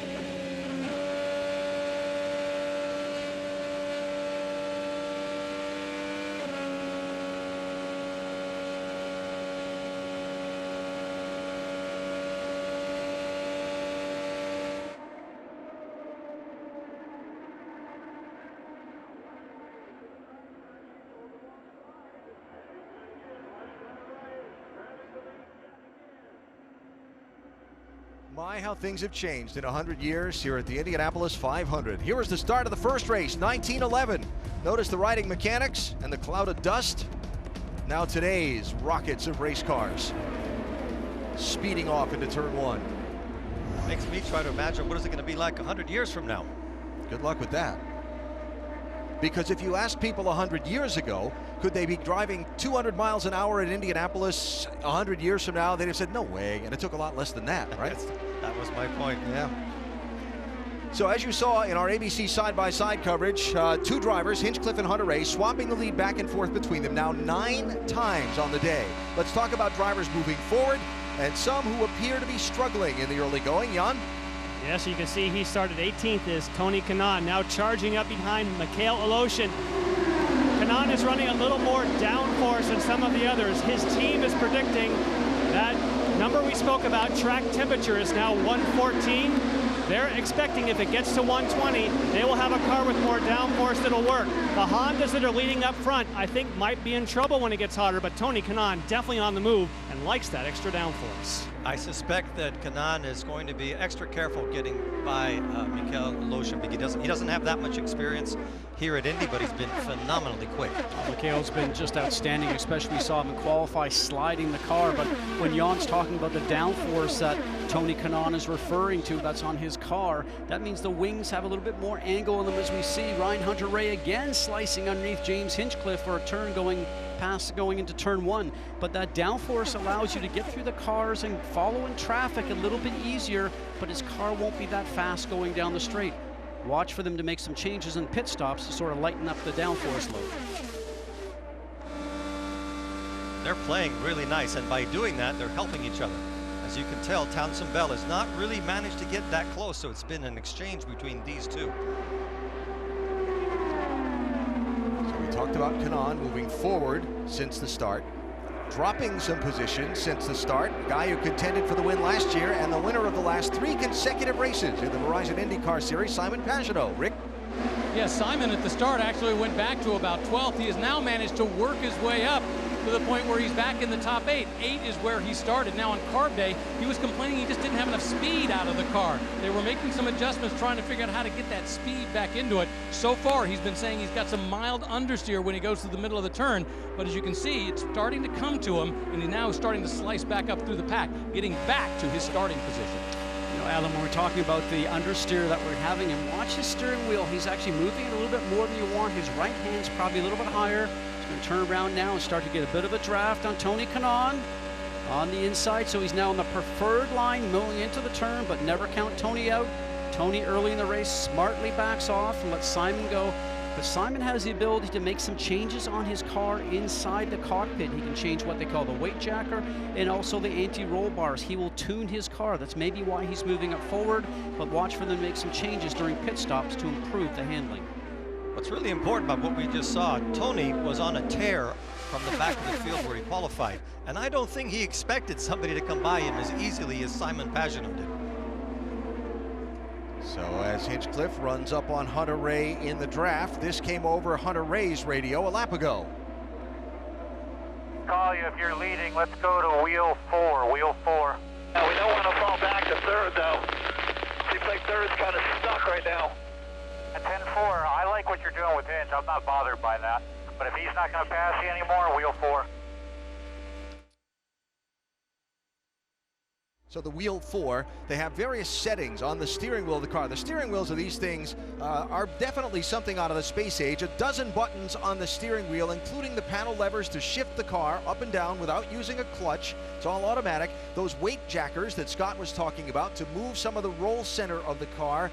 A drink bottle button, a button to put it into neutral, a button to put it into reverse if you need, and then the fuel mapping buttons. And that's exactly what he was referring to. Position number 4, so probably turning it to 4, running a little bit less fuel, try to make some fuel mileage. Hopefully he gets to stay out one more lap, but what they're trying to do is just try to understand their fuel mileage right now as they're running up front and drafting. Doc, you have more? Scotty, you're absolutely right. Ray Goslin, who you heard on the radio a moment ago talking to Ryan Hunter-Reay, said if we go to that fuel, we can save a lap and a half, maybe 2 laps. Remember, the parade laps and the pace lap bring their mileage down to a pit stop around lap 26 or 27. I'd like to go to 28, 29, or maybe 30 on the first hit. That's why right now Ryan Hunter-Reay is in position 4 trying to save fuel. So Hunter-Reay, Doc, running second behind James Hinchcliffe. They're the only 2 drivers that have led. They've traded the lead 12 times already in these opening 20 laps. Just underway in the Indianapolis 500-mile race. We've just completed 50 of the 500 miles. Our ABC side-by-side coverage will keep you up on all the action.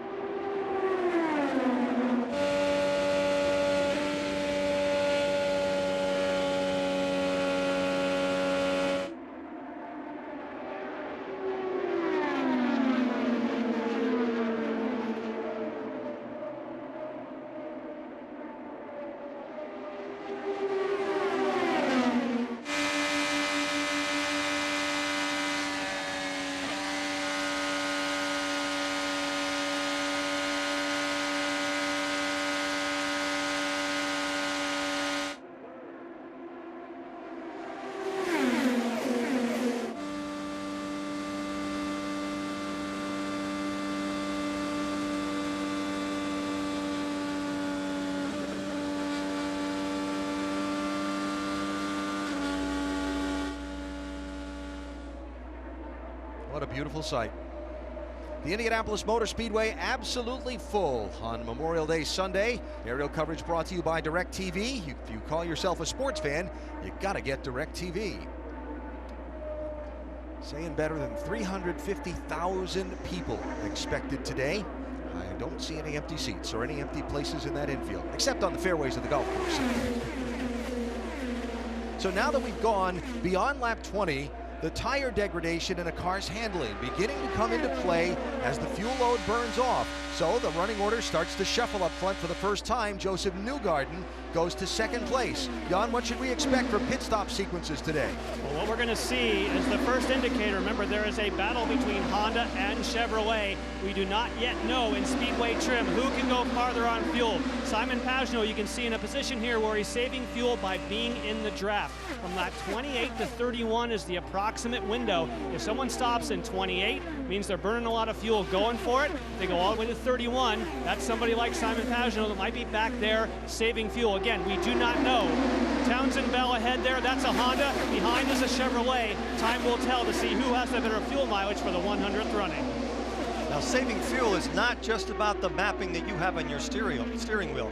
What you have to do is you have to time when you come off the throttle at the right place, Scott, so that you can coast and let that car in front of you drag you along, because they're punching such a big hole in the air. And that is not an easy thing to do when you're maybe 6-7 feet behind a car. I've always said this is so tough to drive at this racetrack because you're multitasking. You're going into turn one at 230 miles an hour. You're trying to get down to what they call the apex, say a foot square patch on the track that you're trying to get that left front wheel to go to, because that's where it needs to be for you to be able to get through the turn very quickly, as we see these guys doing this right now. They're also looking up ahead of you and maybe dealing with the car that's in front of you, the dirty air, that car that produces that dirty air in front of you, and also you're watching your mirrors and listening to the spotters, those the teammates that are actually up on the top of the grandstands, letting you know exactly where the car is behind you. So a lot of work inside that cockpit. Now we're hearing on the radio with someone that pit this time. It'll be interesting to see maybe even if it's James, because it looked like his car was struggling there for a little while. It'll be the leader, Hunter Ray, and Hinchcliffe. And they were the two cars that led the most laps. 60 miles an hour from, 200 miles an hour onto the pit lane. And they come down toward Dr. Jerry Punch. Being very deliberate and very careful. There will not be any changes on the Ryan Hunter Ray car. They were a little concerned about fuel after leading. He burned more fuel. That's why they're pitting a little bit early. Further up pit road, pole sitter James Hinchcliffe. They will make a small air pressure change in the rear because he was developing an understeer. Hunter Ray is away. Hinchcliffe still sitting there, waiting, trying to get the left sides on. Fuel. Oh, a lengthy pit stop for James Hinchcliffe, first time on pit road. We didn't see the beginning part of that pit stop, but I believe there might have been a problem getting that fuel probe plugged into the side of the car to start the fuel. Wow. That's going to cost him a lot of track time. It's about 4 seconds long, and at these speeds, it's almost a straightaway. Here's Kanaan. And Tony Kanaan has been complaining also of understeer, so watch the front of the car. They've changed the tire pressures. They're going to go and they're going to add some front wing, and they go for a half. That's not a lot. 9.1 actually. Good stop for Kanaan. This should help his handling. He was a rocket at first, but then it started to not turn. If I remember correctly, Kanaan had a lot of understeer last year, Scott, didn't he? And he kept putting, every pit stop, he put a little bit more front wing in. It's always healthier to have the front of the car giving up, not the back. Newgarden and Pagenaud in, Rick. Well, in fact, as Pagenaud brings the car down, they've decided not to make any changes. Remember, they were concerned about understeer at one point, but apparently it kind of came back to the car. So as a result, they've said no changes. Kyle Moyer's crew chief on the radio just a few moments ago said everything's going great. Stay with it. Let's see how long it's going to take to fuel it up. They make it in about 9 seconds, and he's back out. There goes Townsend Bell. Carlos Munoz has taken over the race lead. Runner-up a few years ago, and who's had a very strong car throughout the month of practice. There's Castroneves headed back out onto the racetrack. Now, this is a very tricky time as a driver, and you especially with Castroneves, he understands it. Eddie, as you said, he's got experience here. When you come out of the pit lane, the tire pressures need to build for a couple of laps as we watch the 12 of Will Power coming in. Rick? A little bit earlier today, he was complaining about a vibration in the car. In fact, at one point he was up to 5th in the running and then slowly started to fall back. So the concern is it just a tire? They're hoping so. Jan? And Scott Dixon just underway. Interestingly, he is a teammate to Tony Kanaan. His car was loose. So his teammate had push, his car was loose, meaning the back of the car was trying to step out. They've made a change for Scott Dixon. Now we'll see if he goes forward. Alexander Rossi also in, and Carlos Munoz has come on and off pit road. There's Sage Karam. Rick? Well, Sage Karam has been a great story so far. Remember, he started 23rd. He was running up as high as 17th. At one point, they told him he was the fastest car on the track. Jan? Juan Pablo Montoya is going to get his service now. He is somebody who is actually running light on downforce. And in fact, no, they add some more in. So anytime you add front wing, it would mean that at a 10.2 second stop, that's not a lightning stop for the Penske team. But again, trying to dial in the car. And that's what happened when he won the race last year. Every single stop, they added downforce. This time it was at the front for Montoya. So that cycle of stops complete, and Ryan Hunter-Reay goes back to the lead. But instead of having James Hinchcliffe tucked right up under the rear wing, it's over 2 seconds. Back to Simon Pagenaud in second place. There's Hunter-Reay, and then the three-car trio of Pagenaud, Newgarden, and Townsend Bell in second, third, and fourth. We'll see how many laps it takes Pagenaud to catch Hunter-Reay, because when you're out there by yourself, you're a little bit of a sitting duck. So what happened on James Hinchcliffe's pit stop? Well, as you watch, guys, we're going to watch for the fueler to connect the fuel probe going into the car. Now you can see the fueler right there. Seems like all is fine, but it's just a long time for the fuel to get in. So do they have a problem with the tank? The fuel flow wasn't happening quick enough. We'll have to see if the team notices something with that and corrects that problem. But he can't have pit stops like that all day long. You will not win the race in that length of time. He's 5.4 seconds behind leader Ryan Hunter-Reay after 33 of 200 laps. Hunter-Reay, the winner from 2 years ago. The early leader, along with Hinch, of this 100th Indianapolis 500-mile race. We're back to the Brickyard after this from your ABC station.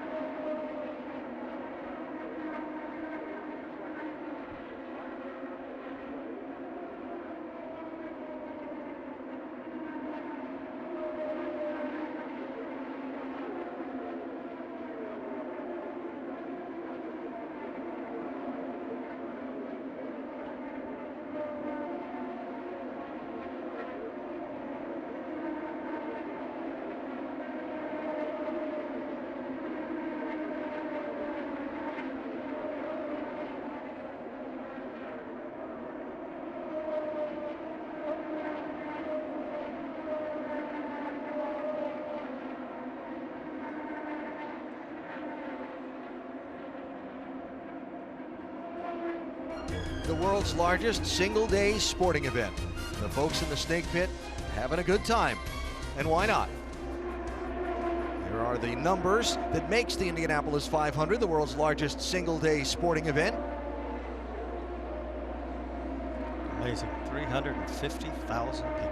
And all of those venues fit well inside this speedway, and a good chunk of the golf course from Scottsdale would fit inside here too. So Ryan Hunter-Reay leads. Townsend Bell second, Joseph Newgarden third, Simon Pagenaud fourth, Carlos Munoz fifth. James Hinchcliffe, by losing those 4 seconds on his pit stop, is all the way back to sixth. And look at the difference from the leader all the way back to Hinch. Here comes your leader down the front stretch at the yard of bricks, and Hinch is just coming out of turn 4. Now, if Hinch is going to catch the leader, he's going to have to burn a lot more fuel than he was using previously. So what happened there, Doc? Let me show you now. Here's the fuel probe that goes in the car when Hinch pits. The red thing you said is called the redhead. That's his nickname. That has to open a butterfly on the side of the car. According to Robert Gouet, the strategist, the butterfly would not open, so the fuel man had to reach in and manually open the butterfly to get the redhead in so fuel would start flowing. They figured out the problem. They've got it fixed, but it cost them about 4.5 extra seconds. All right, Doc, thanks. So Hinch got some ground to make up, but still very early in this Indianapolis 500. We've just hit the 100-mile mark, a fifth of the way home, and caution-free so far. The two drivers, Hinchcliffe and Hunter-Reay, swapping the lead back and forth in the opening run of the race. But now with Hinch having that problem on the pit stop, he's back in the field, and Hunter-Reay has led since the cycle of pit stops. And Townsend Bell continues to run really, really well. Interesting, I spoke to Townsend just earlier this week, and you know, he came here the first time as a 10-year-old boy, and he said his dad said to all 3 boys, I'll take you anywhere in the country. And his brother wanted to go to New York, one brother wanted to go to Alaska. Townsend Bell wanted to come to the Indianapolis 500. Went home to California and loved karting, got involved in it. His dad says, you're doing pretty well at this, why not support you with it? So now Townsend, after 20 years of racing, trying to get to the Indianapolis 500, he's now here and enjoying it and has a shot at winning the 100th running of the Indy 500. Remarkable. Got a shot at the lead right here.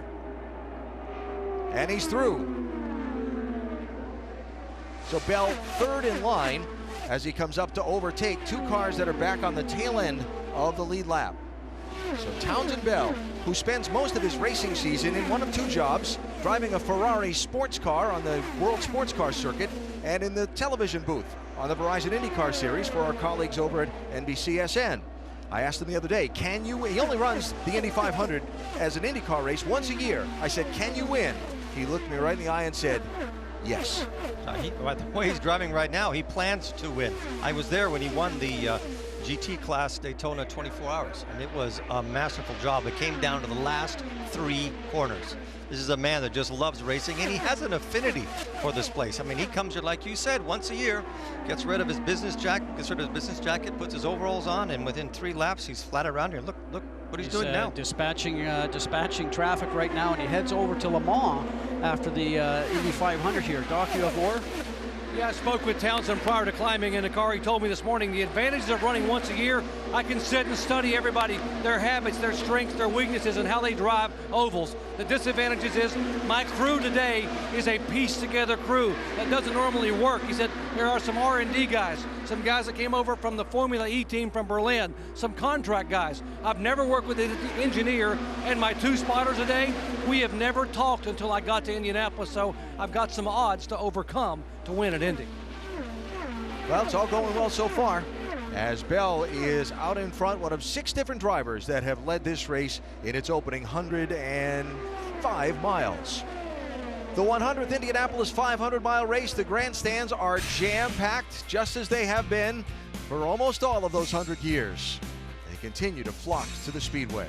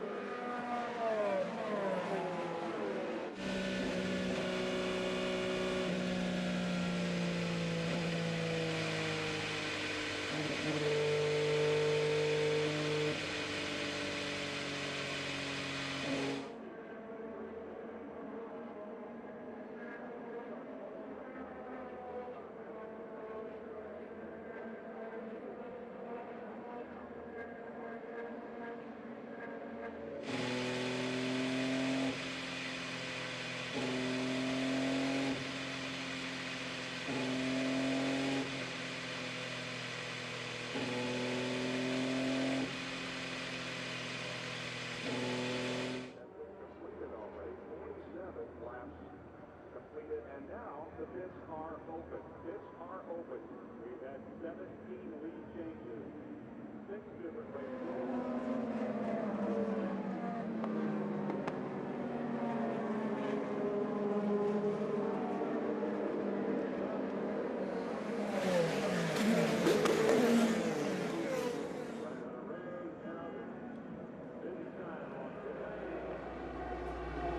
Caution out for debris at the exit of turn 2. Everybody coming down pit road. Doc? And we'll get them all three together. Townsend Bell, the added front wing on the previous stop. He has called and said no changes on this stop for the 29 car. Right in front of him, the 2014 winner, Ryan Hunter-Reay. They have also said no changes, whereas further up pit road, James Hinchcliffe, half a turn of wing because the car is really loose. There's the battle. Hunter-Reay will win the battle on pit road. Yes, he will. We check our Honda race-off pit road. Just heard the story from Doc about Townsend Bell and his pit crew by being that Indy-only effort with the Andretti team, not having a lot of experience working together, those crew members. They give up the lead there and fall to third. I hit the wall. That was Tony Kanaan's radio, so we'll follow up on that in a minute. See if he got the outside pit wall as he left his stall. Watch the top of your screen here. Oh, there you go. People leaving pit lane. Oh. That was Will Power and Kanaan colliding.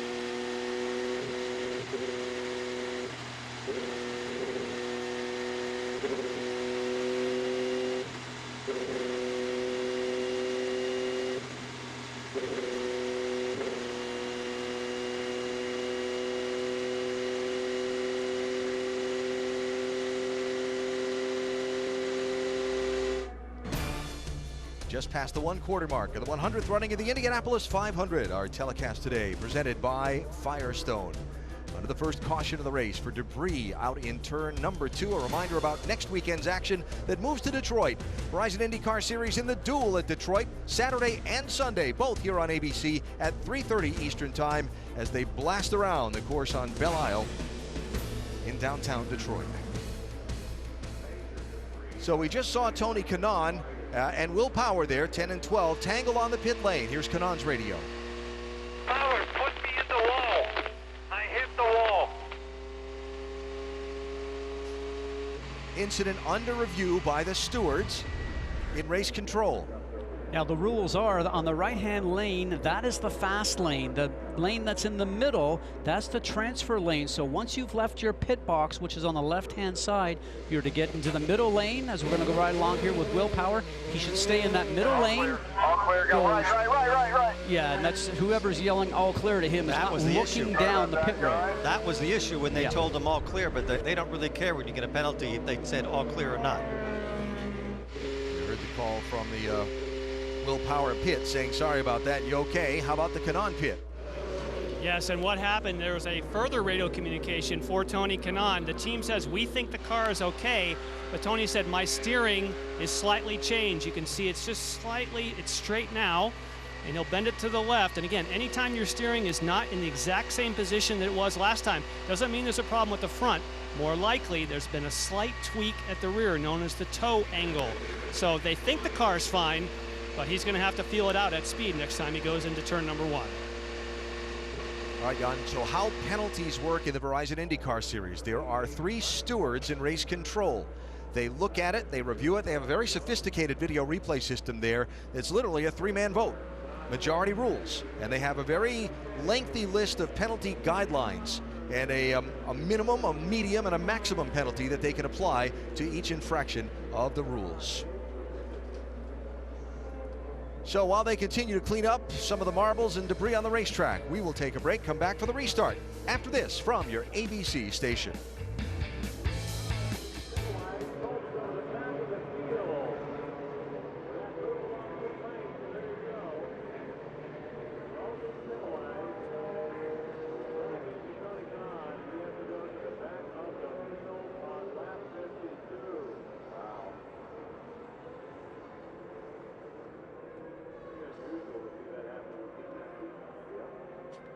Another violation on pit lane was the 77 Memorial Serbia. He had a excessive speed on pit lane, and when they reach the line, it'll be 1 to go.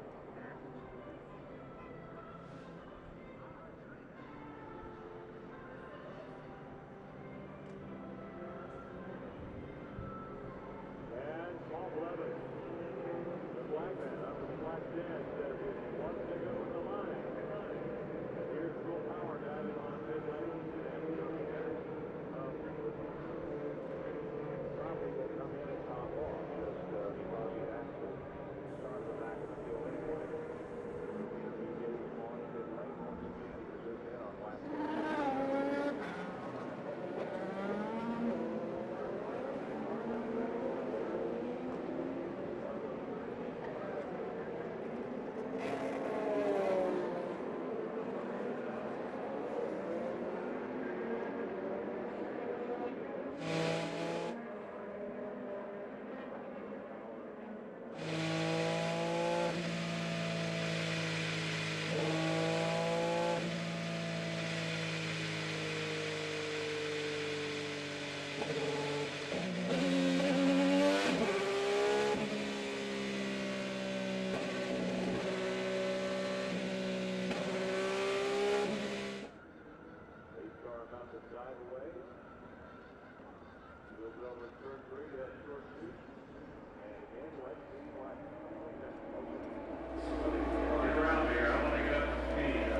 Back in Indianapolis as the field accelerates off turn 4 to the green flag for a restart.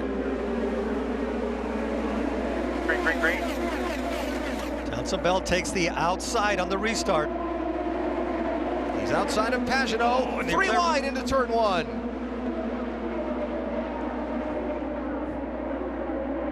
Joseph Newgarden in that dark blue car moves up to second. Pagenaud shuffled back now to fifth. Almost reminds me of a karting move, and Joseph came up through the karting ranks here just locally in Indiana. Wow. I would say that ruffled Pagenaud's feathers. He's got to get it together here and start working his way back up again. This is always a time that scared me because it's so crazy, because as a driver you want to pass the car in front. It's a great opportunity to do that, but you have to keep eyeful of your mirror because everybody's coming up from behind you. Here comes Townsend Bell through to second. Back around Newgarden. And Kanaan has passed Pagenaud.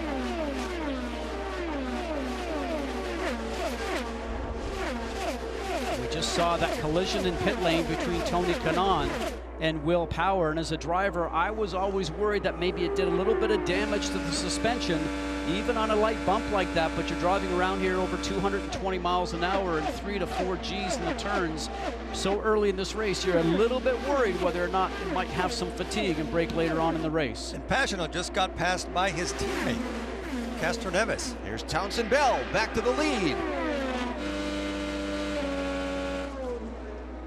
Penalties issued as a result of that contact on the pit lane between Will Power and Tony Kanaan. Power for unsafe release, sent to the back of the field. He was in 9th place, he restarted 31st. Also, Oriol Servia penalized for an unsafe release on his pit stop.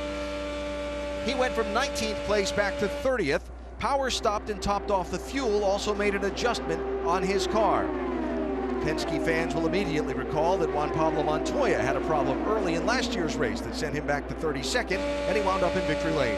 Well, actually, I think that's a very good move because I'm sure Penske knew that they were going to get a penalty, so he brought him in at the very last opportunity during that last yellow to get a fuel top up. He was going to go to the back now, so he's back there. I think it was a smart move.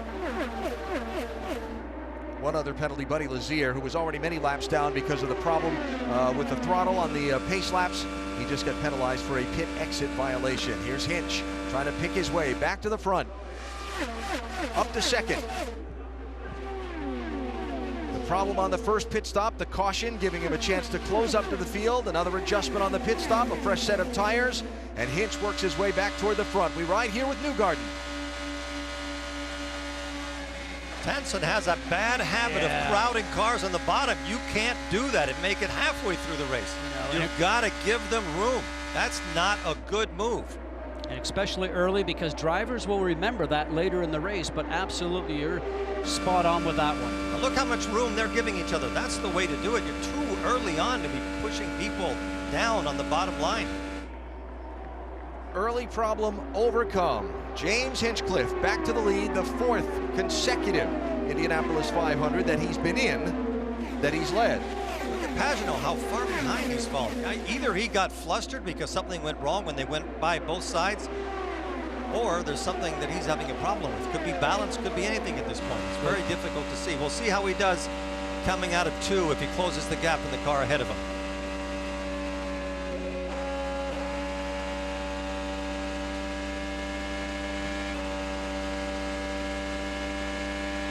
Lift and change of gears coming out of the corner can't be a good sign, Rick. Actually, I was just talking with his crew chief, his strategist, Kyle Moyer, and he says there are no problems with the car right now. Now, you'll remember during his first stint, he actually didn't run as well at the beginning. He began to make it up at the end. So I'm beginning to think it's possible that he's got one of those cars that runs better at the end of the stint. But once again, talking with the team, they said there's no actual problem with the car, at least not that Simon has reported. Yeah, good point. Look at this. 3 abreast. 41 Hawksworth, 77 Servia. Oh, that is so tight and so dangerous to go high up in 1. So Oriol Servia in that white car trying to make up some of the ground he lost with the unsafe release penalty on pit road a minute ago. And that's for 23rd and 24th position, guys. It's as much of a battle back in the pack as it is the front. Drivers are driving just as hard, sometimes a little harder because their car's not working as well as, say, the cars that are running up front. So, Eddie, you and I have had this before where you feel like you're exhausted at the end of the race and you could have actually driven harder than you've ever driven before, and you've ended up finishing 18th. Here's Will Power trying to make up some of the lost ground from his penalty. Gets around Ed Carpenter, having a struggling day. Carpenter is 2-time pole winner here for the 500 in that green and gold 20 car.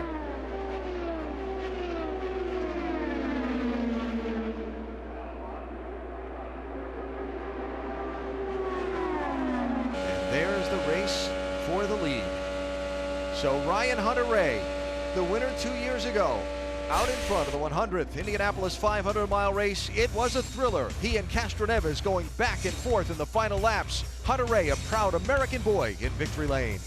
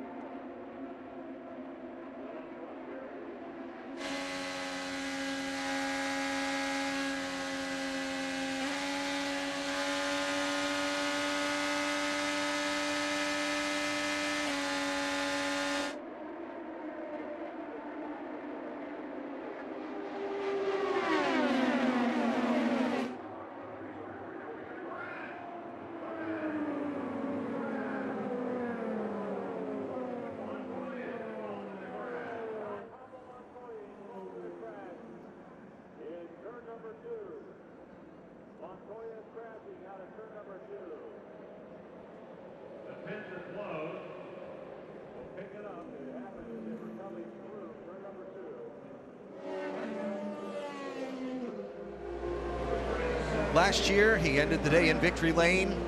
Today, he's crashed. Juan Pablo Montoya.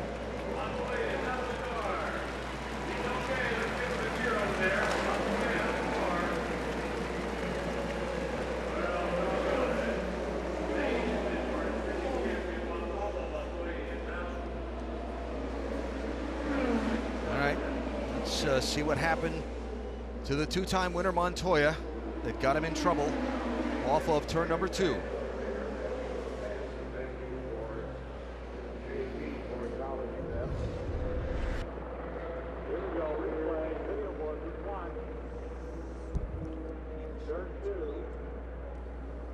Top of the screen there.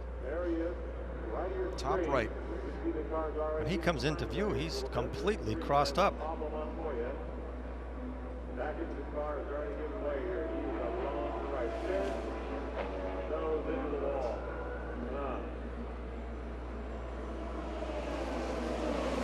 Everybody after him take to that safety apron that's paved over there. Caught that wall just past the end of the safer barrier too. And he's lucky, all the cars behind are lucky there was asphalt there and not grass.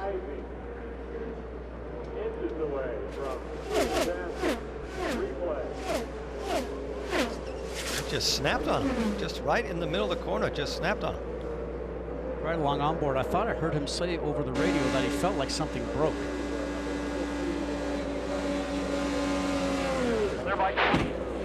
He didn't stand a chance. Turn 2, exit.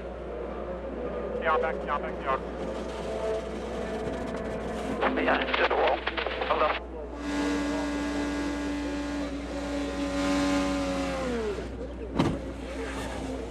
Very smartly Taking your hands off the steering wheel. With an open wheel car, you do that because if your hands are on the steering wheel and those wheels hit the wall, it could break your wrist or your thumb when that wheel violently snaps around. He made a small correction, Scott, very small. Then he just could not get enough steering wheel in. Yeah, and I'm wondering if that's back end of the car was coming around, Eddie, as you mentioned there. That's called a loose condition where the back end wants to come around on you. And it looks like he was trying to deal with it, and maybe it just came around on him. When it comes around on you like that, as you know, sometimes you think something broke, but that was probably an imbalanced race car. Well, last time somebody won the 500 back-to-back was in 2001 and 2002. Won't happen this year. And by the way, there's no, as you said, Alan, there's no safer barrier there. But if you're going to crash, you're better off coming out of the turn than you are going into the turn. For instance, turn 1 or turn 3, where you're at high velocity speed, up to like 228 or 30 miles an hour. Absolutely. Look at that. That's about 300 grand going up in smoke. Pit road open. Here come the leaders. Look at this log jam. where the pit crew has to shine.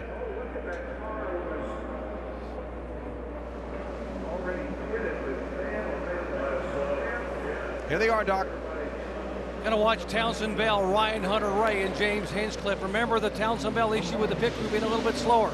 Here's Ryan Hunter-Reay. They said no changes. It'll be 4 Firestones, get it full of fuel. Hinchcliffe said that half around the wing really helped. No changes there. And here is Hinchcliffe off of pit road. Then Townsend, then Ryan Hunter-Reay, then Townsend Bell. Hinchcliffe will go back to the lead. Castroneves with a nice move by his pit crew. So second caution out of the 100th Indianapolis 500-mile race. Last year's winner, Juan Pablo Montoya, finds trouble, big trouble, in turn number 2. We're back to Indianapolis after this message from your ABC stations.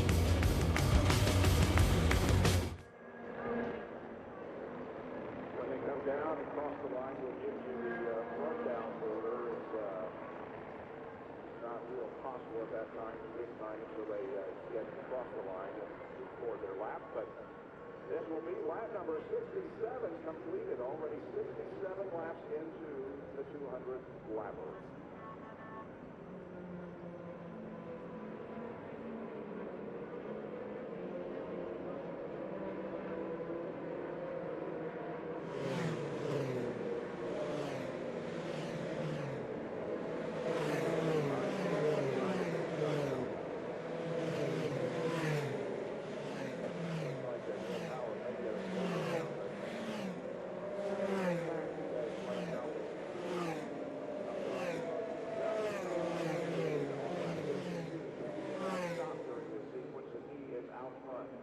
Willpower is the leader of the race, but he is off pit stop sequence. Hinchcliffe is second, followed by Ryan Hunter-Reay running in third spot.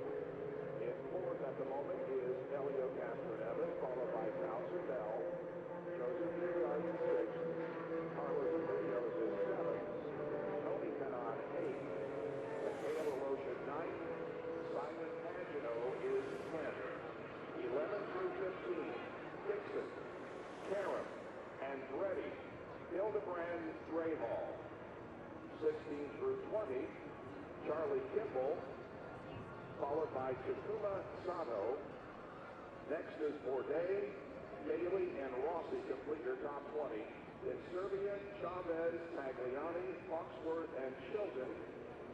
26th is Tickett, then Brabham, Wilson, Pan, Clausen, and Carpenter.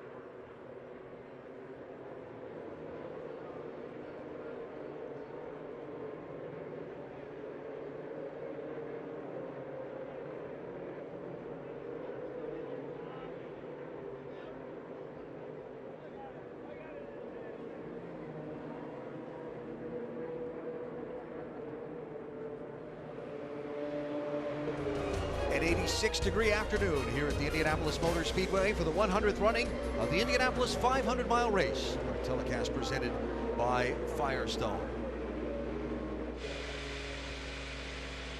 Our Mother's Race Rundown showing you what's happened so far through 68 of the 200 laps. James Hinchcliffe on the pole. We went caution-free for a little bit for the first 46 laps anyway, a clean start, and Hinchcliffe and Hunter-Reay went back and forth for the lead in the opening stint. They were really working well together. Obviously, they wanted to see how their cars would work in traffic and for fuel, and they gained a lot of information. Look at this exit of the pits. Will Power coming out, and he was assessed a penalty for avoidable contact, in the sense you have to come out of the pit lane and just go along in the middle until you can go up into the high lane. They call it the high-speed transfer lane. And Juan Pablo's luck finally ran out. He got sideways in two, tried to correct it, and he hit the wall. Not hard, but enough to take him out of the race. It'll be the first time in 4 tries at Indianapolis that Montoya will not finish the 500. He won 2 of his 3 tries earlier.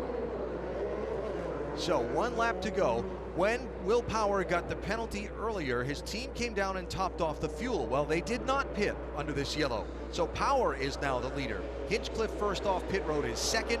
Hunter-Reay third, Castroneves fourth, Townsend Bell is fifth. The stewards are investigating more contact on pit road involving the 22 car of Simon Pagino. Watch the neon yellow car here. They're all diving for one space. That's Mikhail Aloshin in the 7.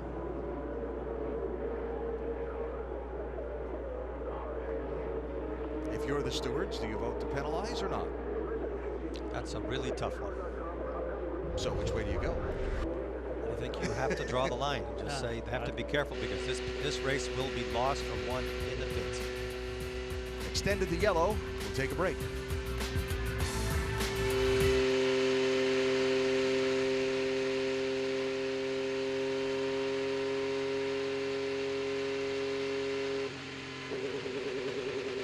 Contact with somebody on pit lane, and that is under review. So maybe a third blow for Keith Dixie. All right, eyes on the front of the field. Green flag is in the hand of Paul Levin. He's watching and waiting in the field. 12 has the lead for the moment. The 12 car has the lead for the moment. 1 to go at the line. 1 to go. Ed Carpenter in for a stop.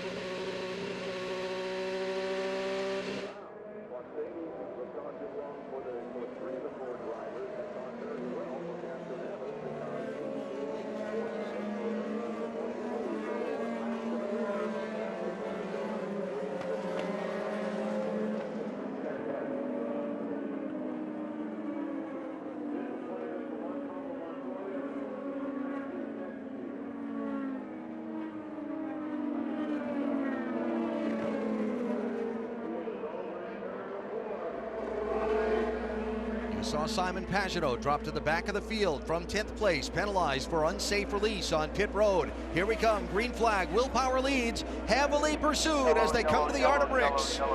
And they waved off the start.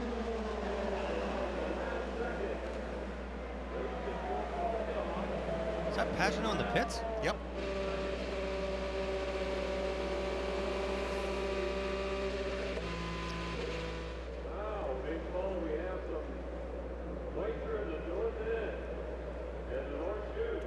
Yeah, I'm not so sure that Pagenaud wasn't going to try and take a fuel stop here. Once it went green, he was probably trying to duck in and get some fuel. He's going to take a case of it now anyways.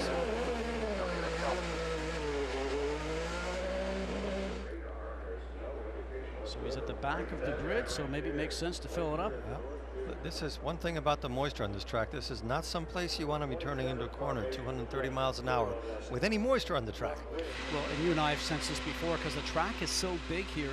The track can be dry in turns 1 and 2, and rain can be sprinkling in turn 3.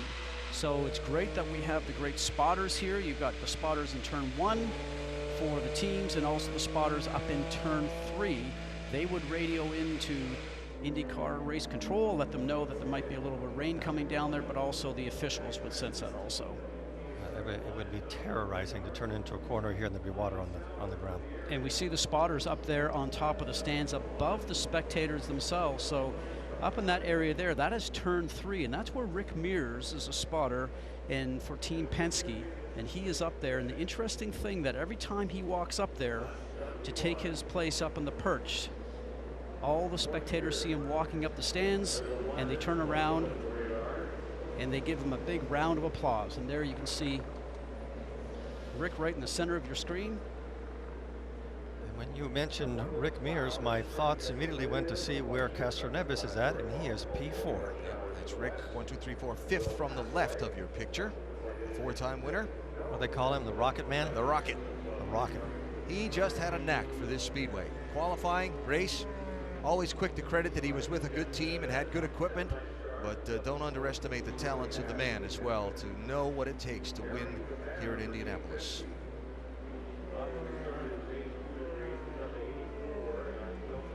So a little sprinkle that doesn't even show up on the radar extends this caution flag. What a delightful time it was having a conversation with Foyt, Unser, and Mears, the 3 four-time winners of the Indianapolis 500.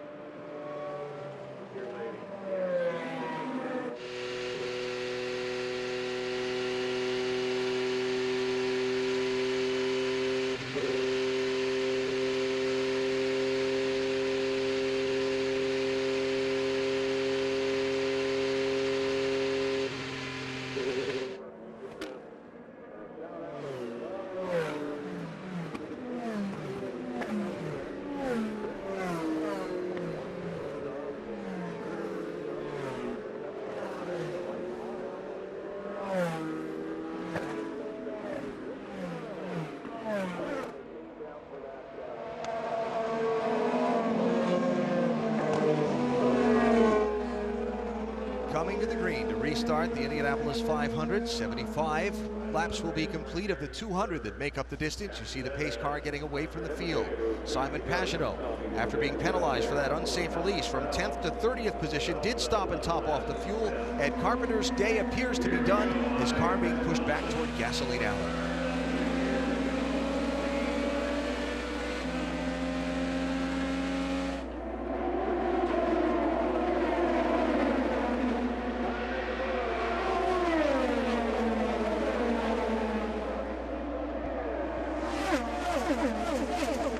There was nothing Power could do to stop Hinchcliffe.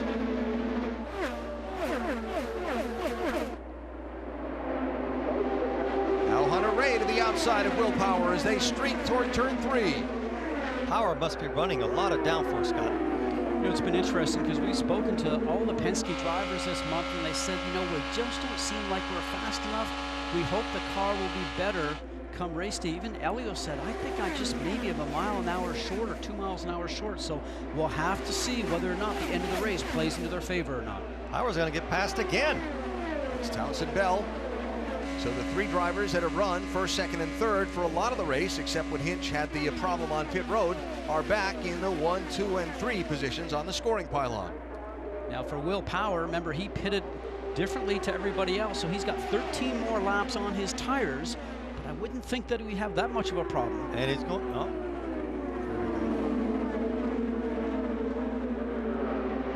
Newgarden around Power. Castroneves next up on the back. There's Aloshin looking to the inside of Carlos Munoz. Lost some momentum. They're going to feast on him down the front stretch. Challenge for the lead here, Hunter Ray. It's almost as if these two have made a pact right from the beginning. They've been helping each other, gaining speed all the time. When one passes, the other one just says, okay, I'll lift a little bit, because they know they can work together. I guarantee you, if they keep doing that to lap 195, that will end. Our first glimpse of Graham Rahal in this race. Red 15 car there. Started way back in the field. In 26th place, he's worked his way up to 13th. When I spoke to him the other day, he said, I think I have a good race car. It's always, Eddie, as you know as a driver, when you say, I think, that means you're going to bed the night before, hoping and praying that when you show up on race morning, it's magically helped itself. As if you think if you say it often enough, it'll be this, it'll be thus. Man, these cars are so close. Someone who's really running a good line and very aggressive is Newgarden. Joseph Newgarden, 4th in line there. Started in the center of the front row, the 25-year-old from the Nashville area. In his 5th 500. Said he wasn't worried about the first lap starting in the middle. He was worried about all the laps after that and staying up front. And you can see what a struggle it's been at times to keep up with Hunter Ray and Hinchcliffe and Bell. You're absolutely right, but what I really like about Joseph Newgarden is that he is a closer. Every time he has a chance to win a race and have a good result, he always pulls it off. How about that for a late minute pass from Castroneves? Yellow car there, top of the screen. What a beautiful shot. Just shows how big this speedway is. And that straightaways are 5/8 of a mile long, so you're getting along there pretty quickly. And here goes Castroneves again. There we go. We've got a racy Penske. Dispatching his teammate Will Power backwards, but look at Elio. He's got speed in the middle of the turn, guys. They have changed that car from the beginning of the race. He looks like he's got something now that he can drive to the front. Let's listen to the throttle, see how he does in the throttle. His car is stuck. He did not lose any distance going in to 1, and he's going to be all over him turning into 3. You know that feeling, Eddie, that when the car works well, you carry speed down to the center of the turn to the apex. You carry speed out, and here he goes again around Joseph Newgarden. This is the only man in the field that can win Indy 4 times. Join the club. And he is on a tear right now. In 19 laps or in 18 laps will be a halfway mark. This is a really good time to be picking up your pace.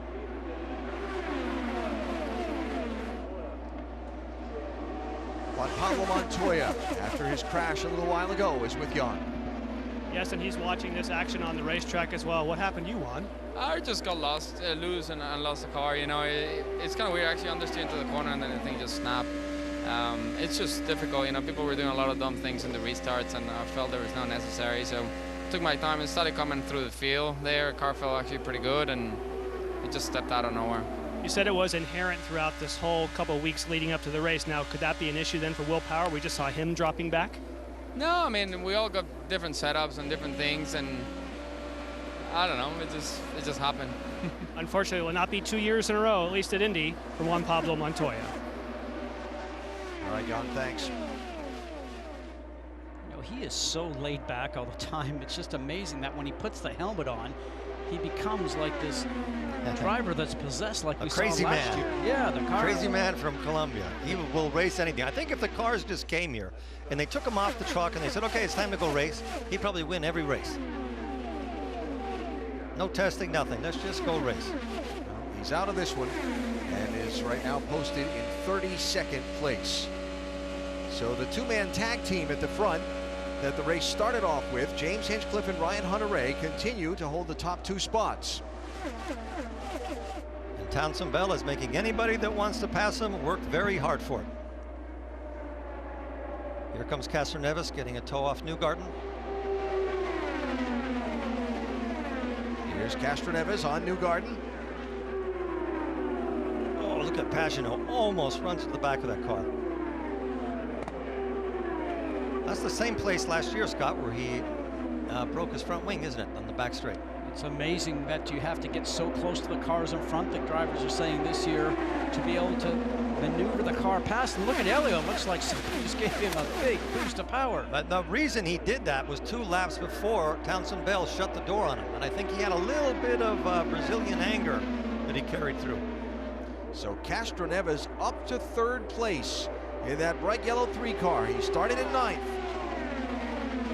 Winner in 2001, 2002, 2009. It is 16th 500 at the age of 40.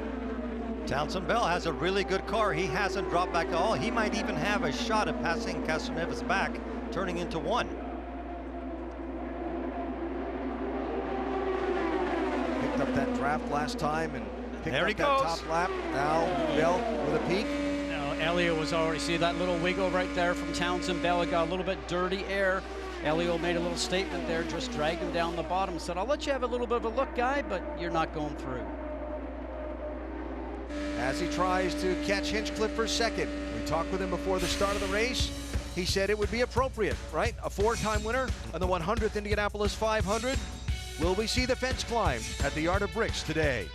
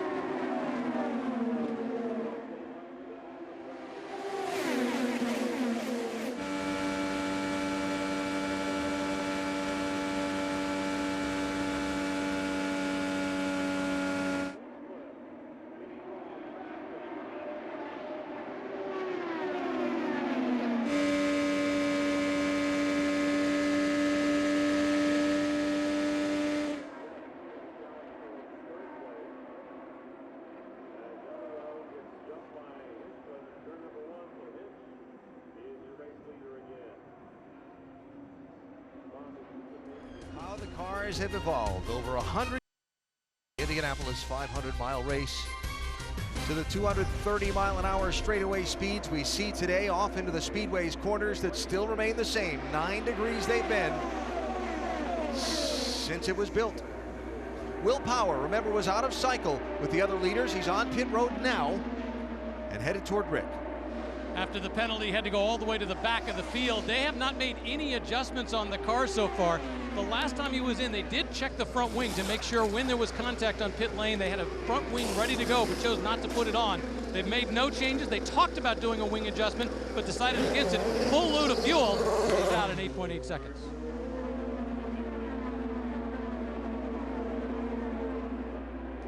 Castroneves back on Hinchcliffe for the race lead.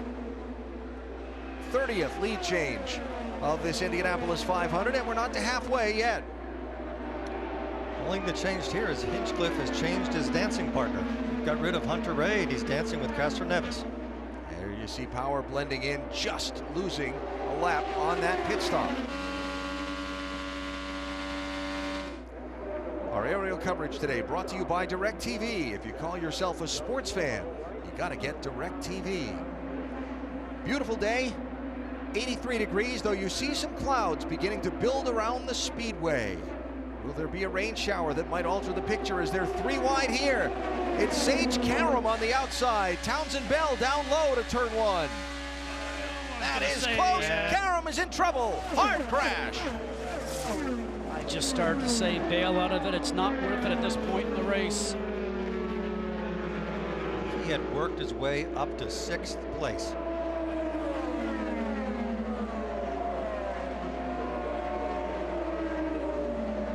Teamed up with a local team here, Dreyer and Reinbold. Turbo is on a little bit of fire on the right-hand side. Team that he had good success with here a couple of years ago. Remember, Sage had a association with Ganassi Racing last year, and they chose not to renew it, but he's back in the INDYCAR, also going to go off and drive in the Endurance Series for the new Lexus program that's now just coming out. So after here, he'll have some time in a car, working very hard to get back into a full-time INDYCAR drive. Look at that tire still spinning because it's off the ground from the way the car sits.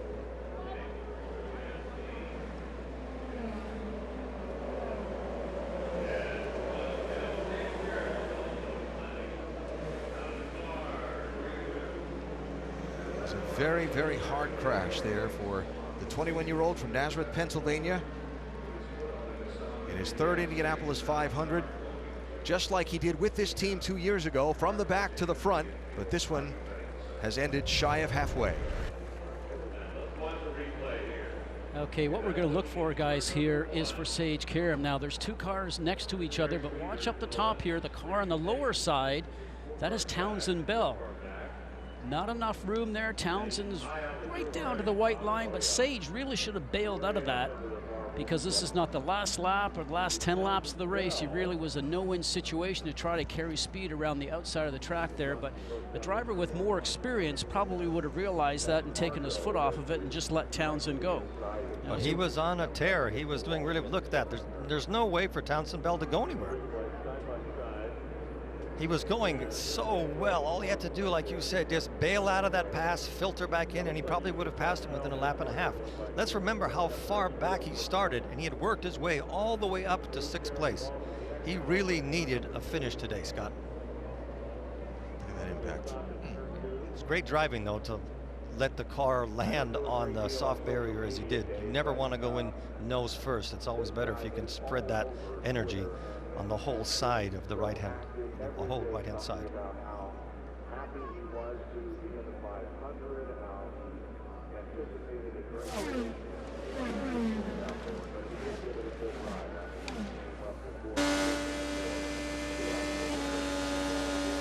Outside, inside, outside. Hold your line. Clear, clear.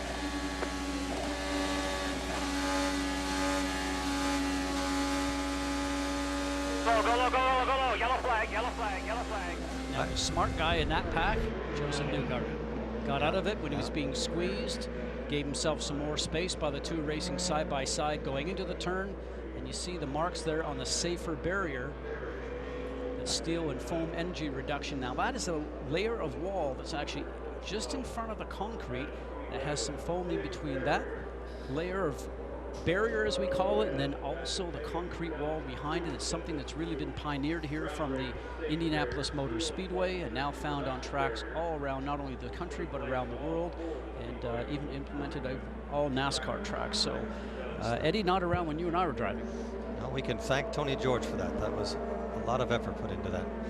You know, when we saw that last replay of Karam, I kind of see what happened there. He had almost a half a car lead on Townsendville when he went around Newgarden, and he probably thought, I might be able to make it around the outside, but it looked like he had to lift. Rick? Helio Castroneves brings his car in from the lead as he goes down pit lane. Right now he's resetting all his equipment, his weight jackers, all the adjustments he can make.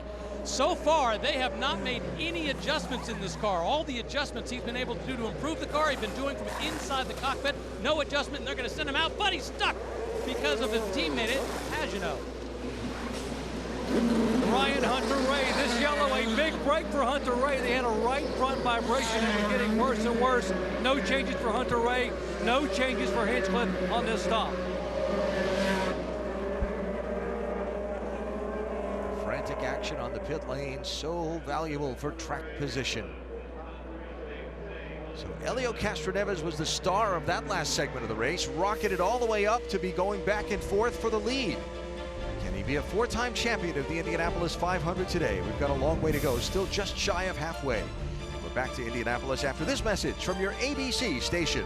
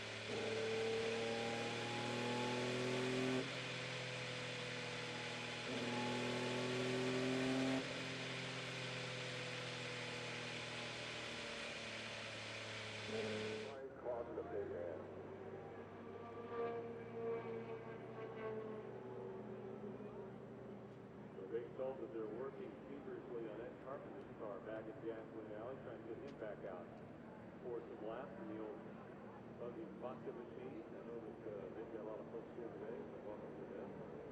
Castroneves, the yellow stays out, we have some damage to the safer barrier up here. How the Speedway has evolved over 100 years. The iconic pagoda at one point burned down. And they built a new one and built another new one. And now that shining glass and steel structure you see in the center of this massive racetrack. 100 years. It's a long time. They continue to run this race Sunday, Memorial Day weekend, every year to great crowds and great competition. So it's halftime at the Indianapolis 500. Well, sort of. I mean, we're just about at the halfway point of the race, and we're going to have a break that's about like halftime of a football game, because where Sage Karam crashed, they have to make a brief repair to that safer barrier. So this caution going to be extended by just a few minutes. Well, you see the crew out there already working on it. And we'll have the restart in just a minute when it's ready. But for the moment, we'll take advantage of the halftime, not to get scores and highlights, but to get a break in. Come back for more highlights on the racetrack.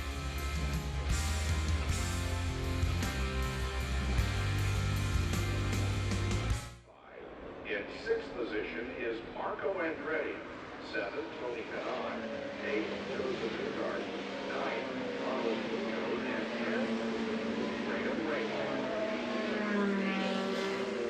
We've talked several times during some days about all you have to do to set him back for a future qualifying or whatever.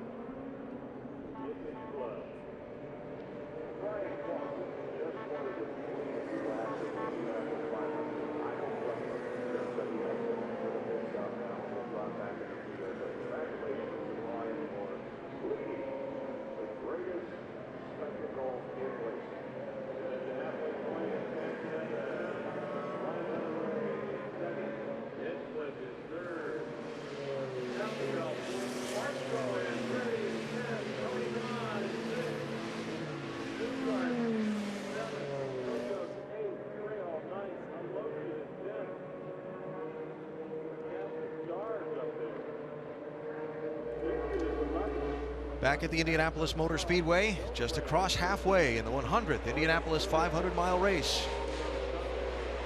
Helio Castroneves is the leader. They've examined that safer barrier, decided that it does not need repair. They're cleaning up some debris on the racetrack, and we should be able to go back green momentarily. Just joining us, show you what's happened so far through the first 250 miles of this one. Went green about 12:18 Eastern time, and unlike the last couple of years where we've had a first turn crash, this one was clean. It was not just clean, it was perfect. They got going, and all of a sudden this dance started with the two first cars. Will Power got penalized for this. You have to drive out of your pit box and go in the center lane, which is the transfer lane, then go up into the right-hand lane, the high-speed lane. His team allowed him to get right out onto the high-speed lane. The number 2 car, Juan Pablo Montoya, ended up having a very loose race car. The back end came around from him, and then he ended up hitting the wall. Simon Pagenaud also penalized for avoidable contact on the pit lane. He and Mikhail Lushin got together. Roger Penske looking on as Helio Castroneves rocketed to the lead, and Sage Karam with a hard crash. He was trying to pass Townsend Bell on the outside. I can almost understand how he took the bait, because he had almost half a car length ahead of him, but he kind of was hesitant with the throttle. When he came down, there was just no room, and Townsend Bell was just on the inside. What do we say all the time, Eddie? Sometimes there's just no grip up on the top side in the gray area, but Just the third time for him to come here. It's actually difficult for him to know everything about this racetrack. Experience certainly pays off. But let's acknowledge that he went all the way to the top 6. Oh, tremendously. A heck of a drive. Great talent, great American talent, and we'll see a lot more of Sage Carroll. So they finish picking up the debris around this giant racetrack as we continue to marvel at the size of the crowd, though we shouldn't be surprised. I think what's happened here with this race, through some things that have gone on in open wheel racing, mid-90s and so on, some people maybe lost their affection for this race, and this 100th has given those an opportunity to come back out to the Speedway and fall in love with it all over again. And you can see they've responded. A lot of folks just absolutely wanted to be here. This race means so many different things to different generations. I've spoken to children, I've spoken to them. We just saw interviews of a 90-year-old that has been coming here for a very long time. It's just, it's an American institution. I was disappointed I never got to see Woodstock, but coming here today, I feel like I'm at the motorsports Woodstock. This is our Woodstock. That might be Woodstock right there. Do they know there's a race going on in there? It may not matter to them, I'm not sure. But it's sure a great atmosphere to be in the Snake Pit. A look from Will Powers' race car, and a reminder to download INDYCAR Mobile to access exclusive in-car cameras, hear driver and pit crew chatter, and more on Verizon. So this 500-mile race, a journey for a driver. The start, you talked about how terrifying it was, Eddie, and now you've gotten through that, you've settled in, you've had a couple of cautions, couple of pit stops. Under those helmets now, what's this stage of the race like? What is happening is that certain drivers have been around certain other drivers, and they're starting to work together. So they're figuring out who has what, and there are some enemies out there right now. There's Townsend Bell and Castroneves had a bit of a moment, and Castroneves came back and told him, I'm not going to accept that, Scott. So right now, you're not quite ready for that last sprint, but you're starting to formulate a plan. And you're saying that plan to your team over the radio all the time, because as the track is changing, because there's more rubber getting on the race course from all the cars going around, the track is getting a little bit hotter. The cars will start to slide around just a little bit more. The good drivers and the good teams will adjust for that. The drivers that are going to be up there running for victory, guys, will be the guys that are out there with knowledge, experience, and will make the changes accordingly to the track changing conditions. One lap till the restart. Helio Castroneves leads. Ryan Hunter-Reay is second. Next in, I think we got to do fuel green 1.7 or fuel green 2.7. Yeah, that's 3 cars back. That's when it becomes the real issue. Yeah, 10-4, we just can't wait too late to save, you know what I mean? Yeah. I feel like I could pop early right now, so.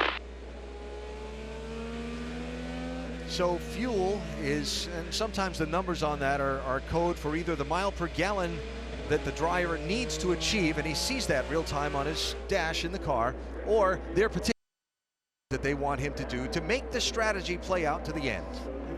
You're absolutely right, but to put it succinctly, what the engineer is trying tell him to do is go as fast as you can and use the least amount of fuel you can. And what he told him, if I am three car lengths behind, I can't do that. It didn't sound like he had bought into that strategy.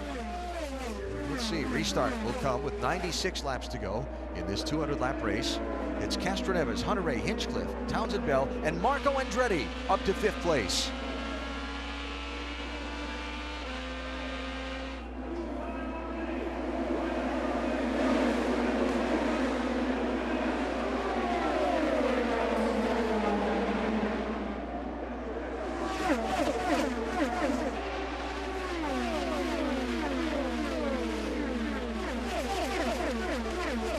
Hunter-Reay to the lead. How about Tony Kanaan with those outside passes to get to 3rd? He just put himself right back in the mix of things.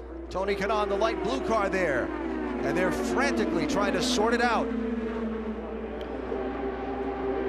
Hinchcliffe got filtered back to 5th place.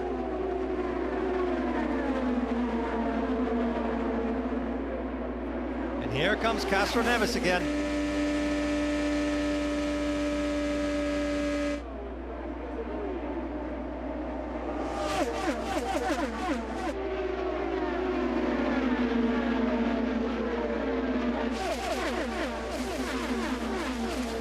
The biggest surprise for me today has been Townsend Bell.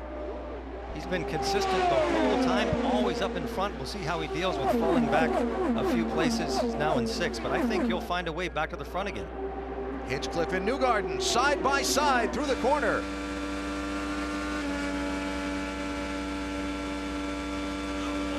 And here comes Bell. I'm telling you, Bell is going to be an issue at the end. He is relentless. Kanaan all over Hunter Ray for the lead. Castroneves shuffled back to 3rd, maybe 4th. They are passing between 1 and 2 and 3 and 4. You just don't do that. And we're surprised because there has been changes on the aerodynamics of these cars. The guys wondered whether or not they'd be able to do this, but I think it's better this year than last year.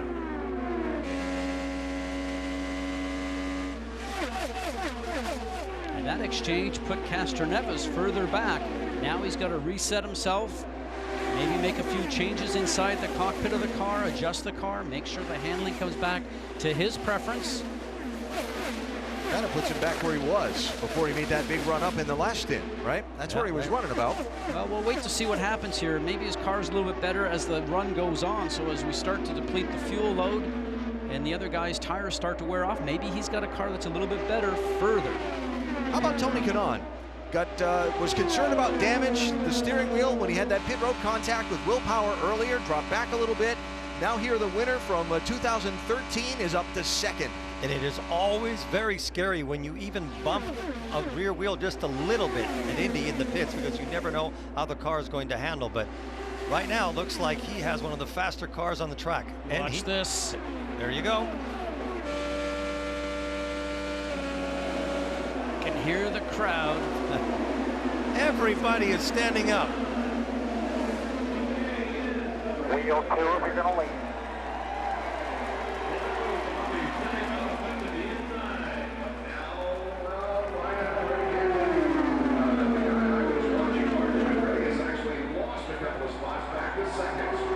That's got to give you an extra 10 horsepower. Had a long chat with Tony just the other day. Right now, as Ryan Hunter-Reay is looking on the inside to see if he can take the lead back. Tony told me he knows that he only has a few years left on the IndyCar level, and he's fighting as hard as he can to stay in it. With performances like this here today, then he's going to continue to have teams look at him. He said, my goal after it's time to retire out of IndyCar racing, he says, I want to go to Le Mans. I've won Daytona 24-hour. I would like to put the Le Mans 24-hour also on my resume. Jan? Well, when you watch Tony Kanaan and his way of muscling up to the front, he had a very close incident. In the Sage-Karam accident, he was hit by debris. I checked with the car, with the team, I should say. I said, is the car okay? They go, no, he was hit. Tony Kanaan was hit on the hand by debris from that accident. Remember, we see Tony now battling with Townsend Bell, so he's still after it.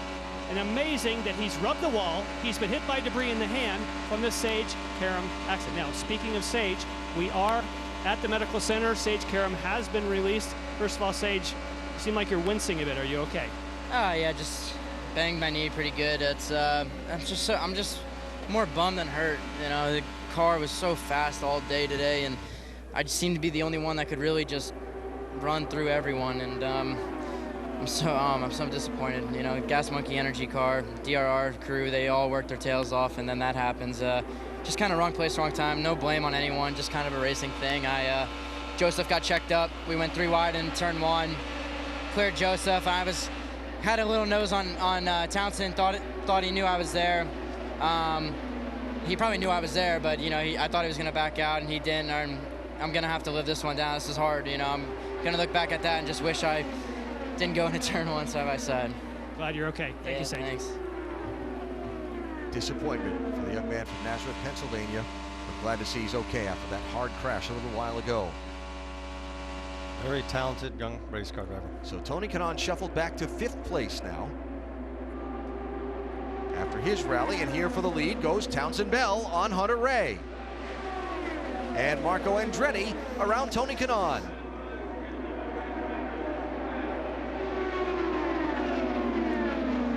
Gives up another. Joseph Newgarden goes by him, so the deeper into this run we get, the handling of Kanaan's car seems to be sliding just a little bit. 88 laps to go, long way left to race in this 100th Indianapolis 500 miler. We're back to Indy after this from your ABC station.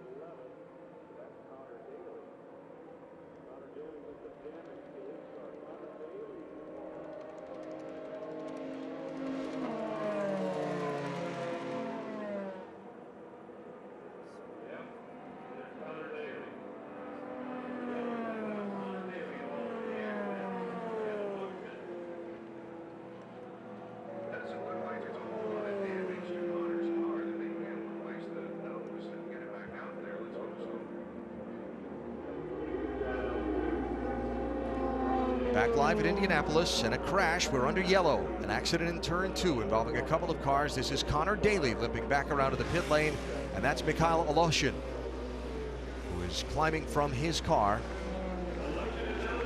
And we're under yellow for the 4th time in this race.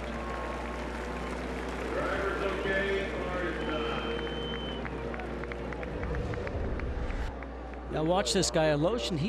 He's by himself, so we're going to watch as we roll here. Just watch his car. It looks like the back end of the car starts to break loose on him. Off he goes, hits the wall. The 77 of Oriole Service sees all this happen in front of him. Car looks like it starts to lose control underneath him, so off he is into the wall. Excuse me, that's the 19 that's Connor of Daly. Gabby Chavez. Aloshin's spin looks very similar to Montoya's. Got completely sideways in the middle of the corner. But when he Can got you out read of that? the Is that car, the 18 or the 19 that's coming up behind there? Because I can't see it. It's Connor Daly. So the 18 of Connor Daly sees it all happening in front of him. Yeah, so not only does he have some front nose damage, guys, he's got some rear wing damage also. So he'll have to come in for service both in the front wing and the rear wing. This is riding with Graham Rahal.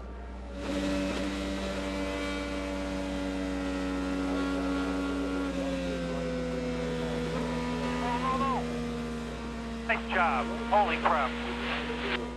Boy, that was a good call that Rahal did. There's no time to react there, was it? He could have gone high or he could have gone low. Normally, you try to avoid the accident by going up. That was a perfect call. He was completely blind for probably a second or two. 18 of Connor Daly sees it all happen in front of him and just makes a wrong reaction. Unfortunately, he's going to have some repairs to the car. When Mikhail got out of the car, he walked right around to the right rear of the car, like he was looking to see if a tire had gone down or something had broken or whatever. So could very well have been. Yeah.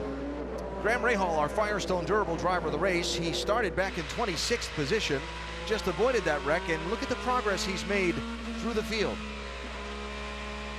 Thought he had a really good car in race trim while they didn't qualify well.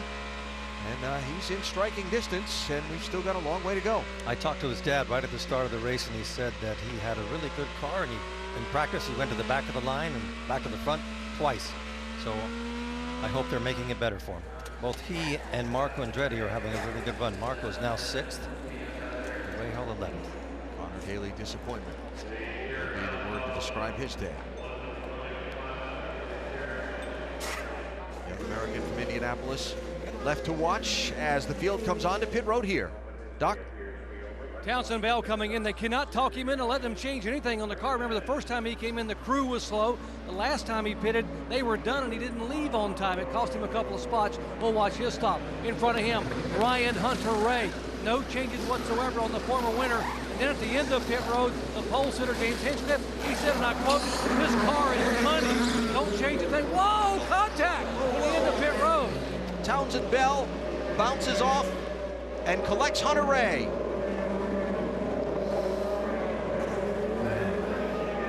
With the spare wing, get ready with the spare wing. Those are two teammates' cars. They just got taken out together at the end of pit road. Arguably two of the fastest cars. Yes. Your feet started, try and stay on the lead lap. Looks like Hunter-Ray's car got the worst of it.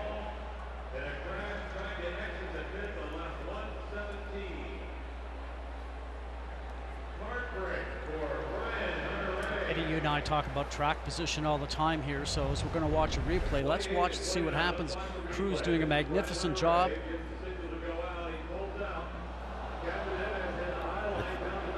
I think it started with Castroneves. Let's watch but here. He's out in that outside lane. Where he's supposed to be. Oh yeah. Well, I wasn't blaming him. I'm just saying when that tire touched him, that turned Townsend Bell in, and he had absolutely no control. It's a sin to see this. Those two drivers, all three of them, you could have taken all three cars out there. As abusive as that is to the suspension on the car right now, I'd be really worried about something breaking later in the race. Wow. the latest twist of plot in the Indianapolis 500. Two of the front runners for most of this race are in trouble.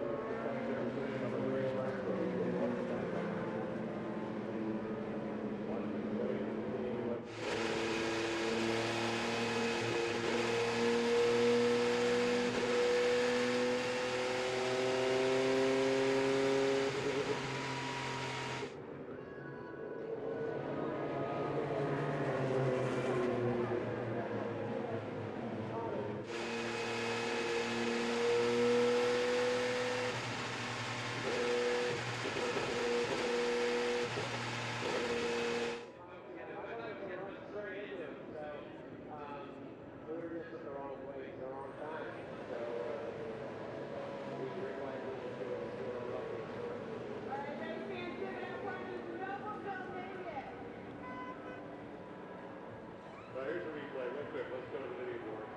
One more time. Let's one more time.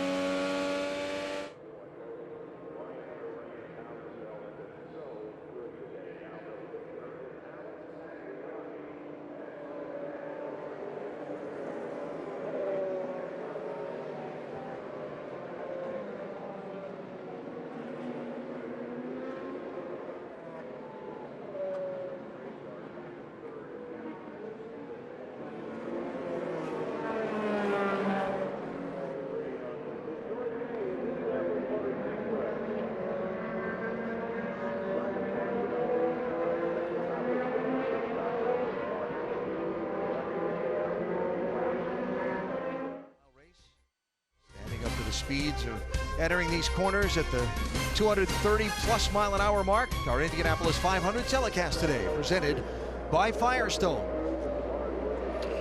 Well, been an interesting last few minutes. You saw a lot of it in our side-by-side coverage. Alex Tagliani and Alexander Rossi did not pit on this caution. They are first and second. Helio Castroneves first off the pit lane. He's third.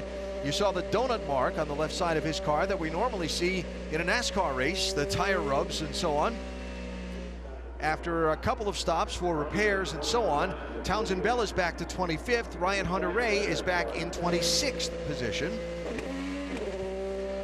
With a major hole to dig out of to get back into contention for this race. And we really don't know if their cars are okay.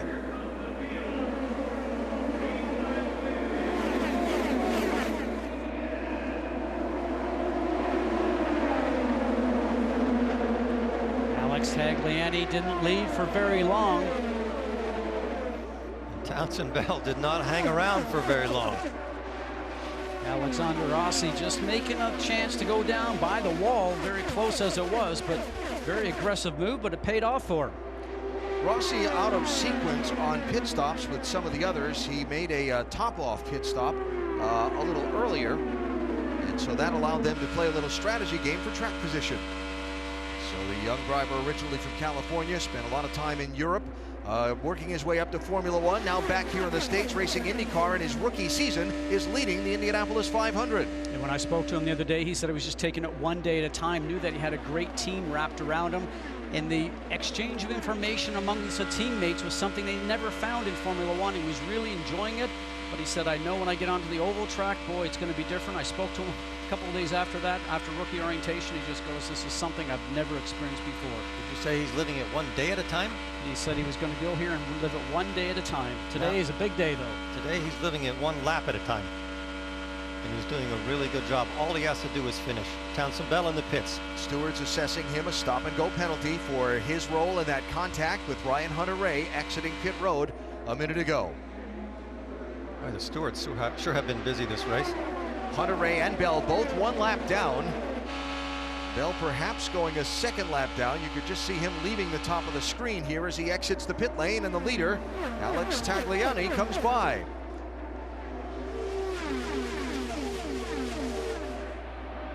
Excuse me, Alexander Rossi comes by.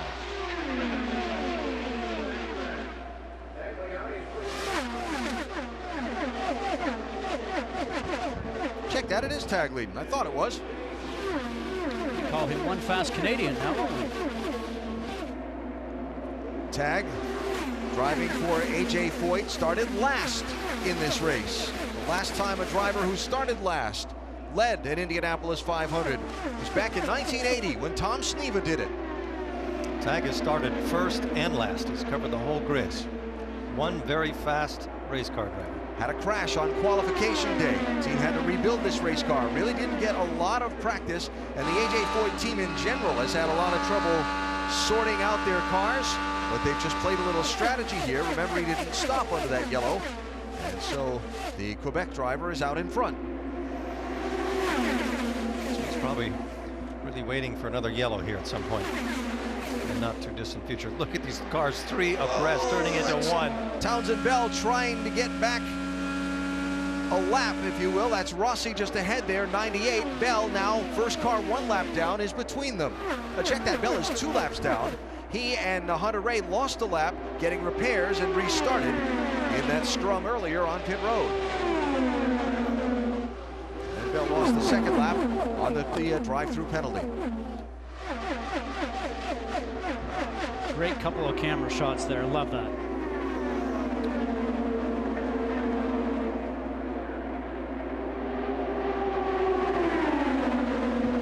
And Rossi tries to follow Bell through to get to the lead. And he made the right decision. Take his foot off the throttle. It's something that we heard Sage Karam said that he wishes that he probably would have done also. So Townsend Bell now on the tail end of 1 lap down. He's got to come all the way back through the field and pass the leader again, or play some strategy to get that back. Or if he's in the lead and there's a yellow, he gets a big advantage from it.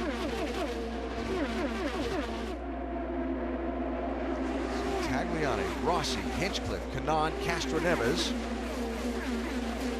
The rest of the scoring order coming across the top of the screen. Haven't talked much Scott Dixon today. Haven't seen much of Scott Dixon today. Running in 10th right now. Right behind Rahal. 2008 winner, driving for the powerful Chip Ganassi racing team. And now he's about to be right in front of Rahal. Eddie, you know that when your car comes off the trailer and you put it on the track here at Indianapolis, you get a good sense for how your car is going to work throughout the month. And as we saw in the very first week of oval practicing here, you would have to say that the Ganassi cars probably were not as fast as we anticipated they would be, and they really have not found much speed since then. New leader, Alexander Rossi, around Alex Tagliani. Yeah, Scott said just the other day, he said nothing's come easily this month. And he's not getting anything easy today either. He's having to work for every spot on the track. So Alexander Rossi, a native of Nevada City, California, in his first Indianapolis 500-mile race. He's gotten an eyeful a couple of times. Right now, he's the race leader.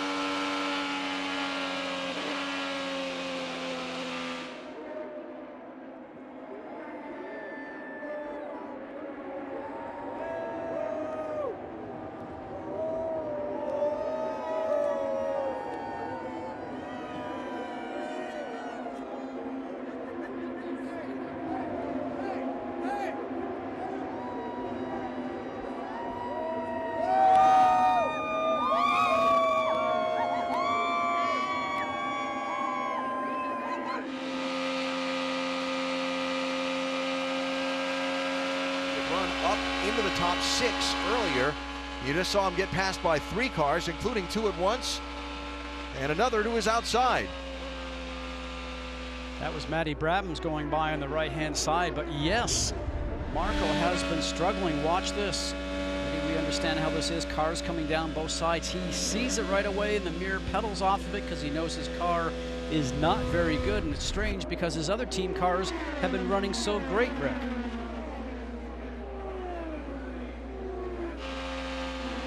They've been on the radio, and apparently he has a tire pressure problem in the front. They said they have high tire pressures. Not sure why it is that way right now, but that's his issue. Says he just doesn't have the control of the front end the way he likes, and as you can see, it's significantly affecting his performance. There is no worse feeling than being in the Indianapolis 500 and being 20 or 19 or 18 miles off the pace, because you cannot do anything. You can't get out of people's way. If you're not a regular in IndyCar racing, there are all kinds of data that stream live from the car back to the pit box, so they can see the tire pressures and tire temperatures on all sides of the car as it's racing on the racetrack, as well as what kind of fuel burn, what fuel map the driver's got, what gear selection he's using, all kind of things that the team can see coming back in real time. So Alexander Rossi, second car in line, continues to lead. He's out of pit sequence by about 6 laps to the other front runners, as Alex Tagliani has just made a pit stop and cycled himself toward the back of the field. Let's go up to speed from second place. Helio Castroneves on back. Rick? Helio Castroneves loved the car on Carb Day, said it had finally gotten the balance back, and that's exactly what he's been able to show. On the restarts, Roger Penske's been telling him, we don't seem to have the same oomph that those Hondas have, but they've been able to do it in the pits. In fact, after that last pit stop, he said it's your pit crew that got you out there.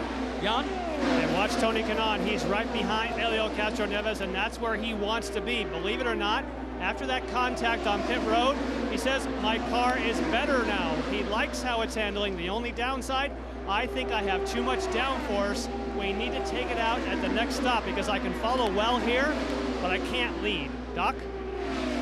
James Hinchcliffe's engineer, Alan McDonald, has said we need cloud cover. The more clouds we have, the better we run. When the sun comes out, we develop a significant understeer. They've made a front wing change. They just said now they're going to make a significant rear wing change on the next stop.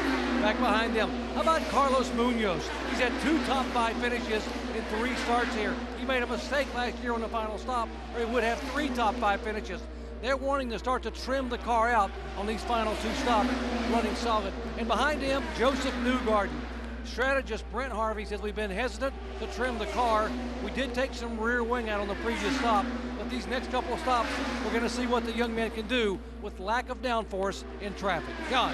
Now you're talking about downforce, and we already documented Tony Kanaan. Of course, his teammate Scott Dixon also carrying a lot of downforce. That helps you in the corners, but it slows you here on the straight. Remember, they were banking on 120-degree track temperature.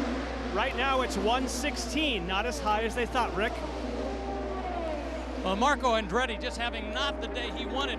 We were talking with him the other day. He said he would much rather have a chance to start in last place with a car that would run well than be up front with a car that doesn't. That's exactly what he's been having today. Even though he was up front, the car wasn't working right. Now they come in, make some changes, and hope he can get back up where he was.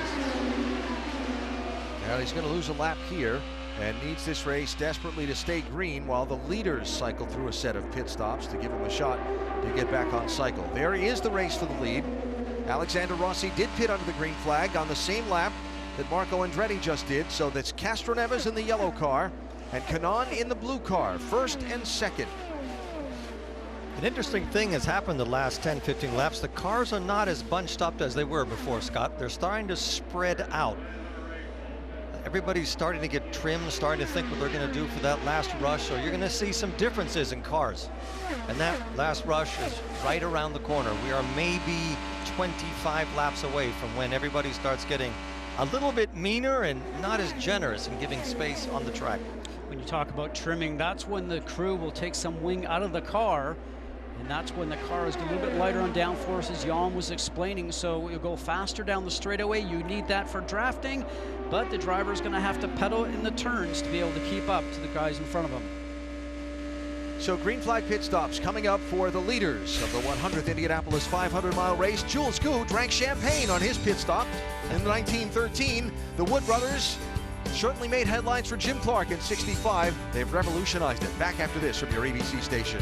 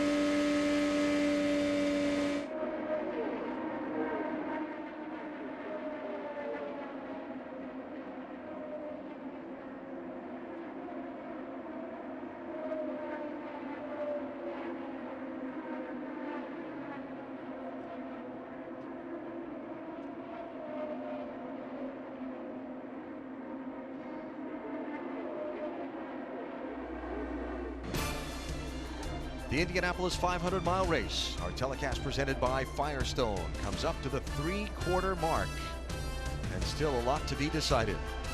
Our aerial coverage today brought to you by DirecTV. If you call yourself a sports fan, you got to get DirecTV. And a great way to see just how massive this Indianapolis Motor Speedway is. Built in the largest available dimension on the available land at the time to be a proving ground for the automobile. The automobile was still new a little over 100 years ago. They wanted a place where people could test their automobiles to the limit.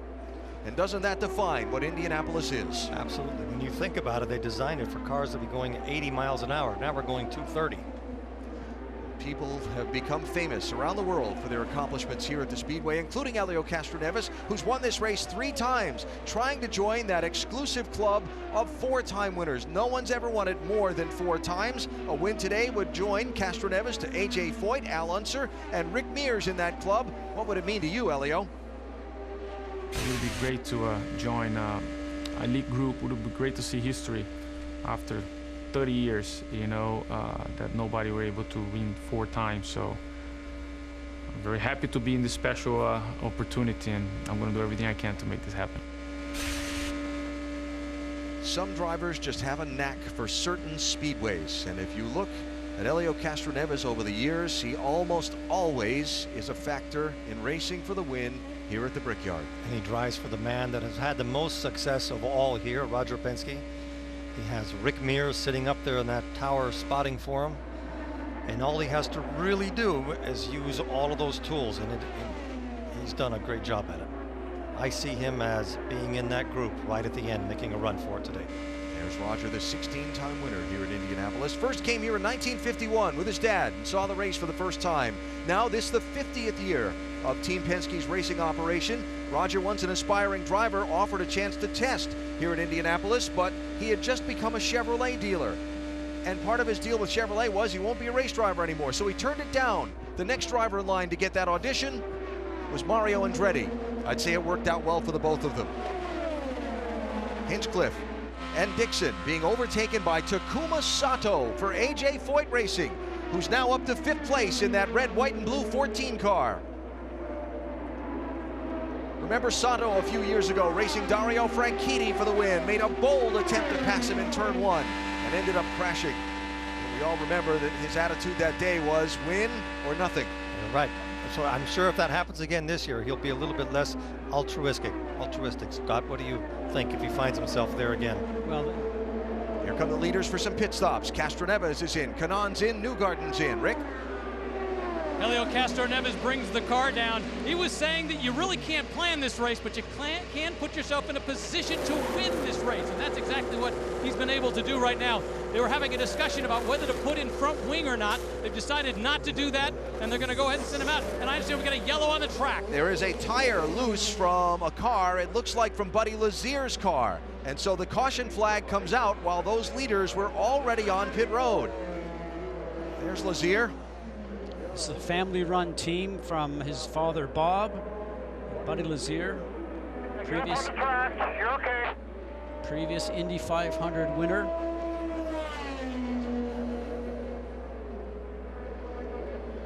Well, the car just had service, and so the car just came off of pit road, so we're going to assume that the wheel nut was not tight.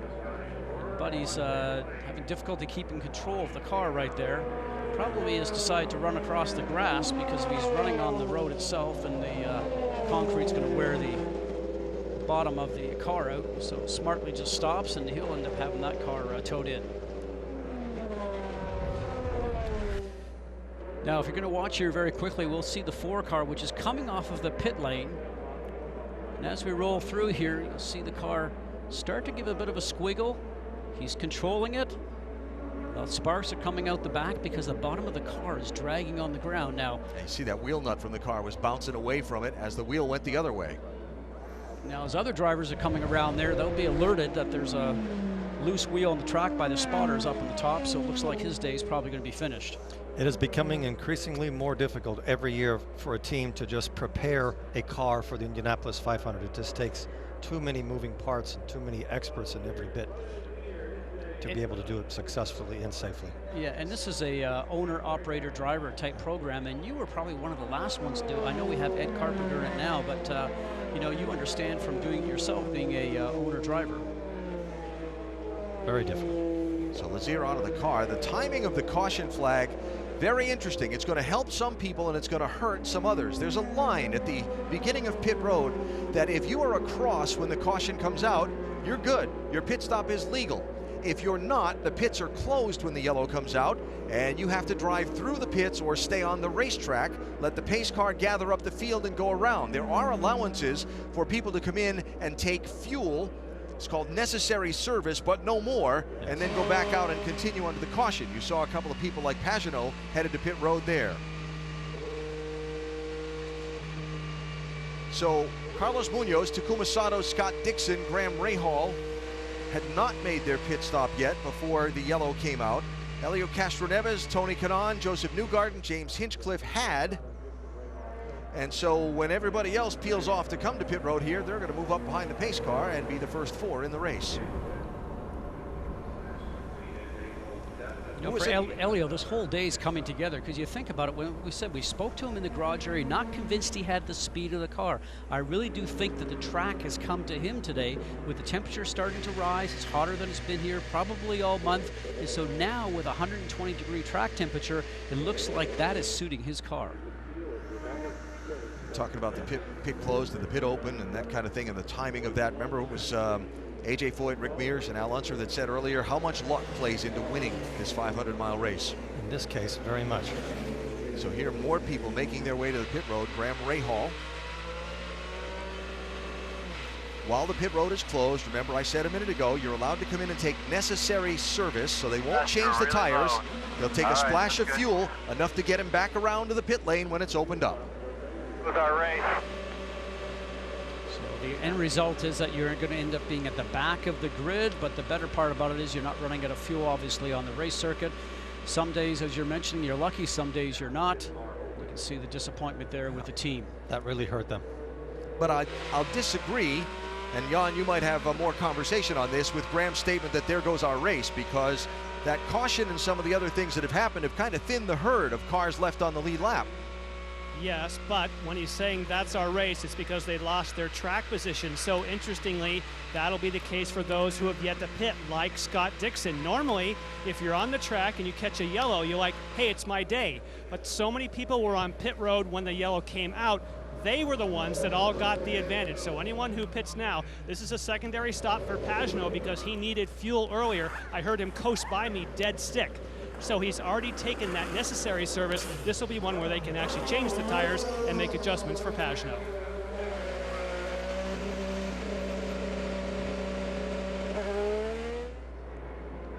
And perhaps out of fuel is the rookie Spencer Pigot, driving for the Rahal team and coasting around on the safety apron of the racetrack. Jan? And this is the situation we were describing for Scott Dixon, Takuma Sato, and Carlos Munoz. These will be fast stops, and they'll do everything they can, but they're going to drop to the back of the field. Like Graham Rahal, they're going to lose their track position. Rick? With Takuma Sato, they've been telling him all this lap, do what you can to save fuel, and now they're putting the fuel back in. They've made mega changes, and he's now happy. Doc? Holding Carlos Munoz to get it full of fuel. Here he goes, and Townsend Bell stopped on the brakes to let Munoz out so he wouldn't have to be behind another car. No changes on the 26 car whatsoever. Heads up by Sato there to keep from getting pinched into that pit wall. This has added a lot of pressure to the whole situation right now. I think we've seen this pit road incident, guys, because racing is becoming so close now. Guys don't want to lose spots in the pit, so it's becoming confrontational also in the pit lane, just like on the track. Carlos Munoz leaving his pit. Townsend Bell trying to get to his. Takuma Sato trying to get out. Pit road's been a busy place today.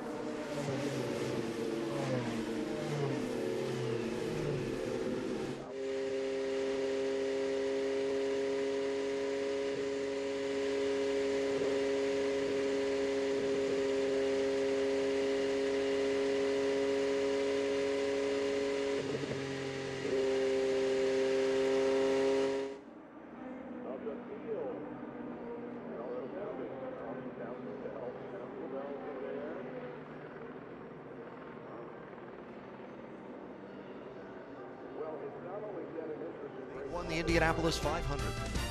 Graham Rahal says what his father Bobby's win there in 1986 did for them.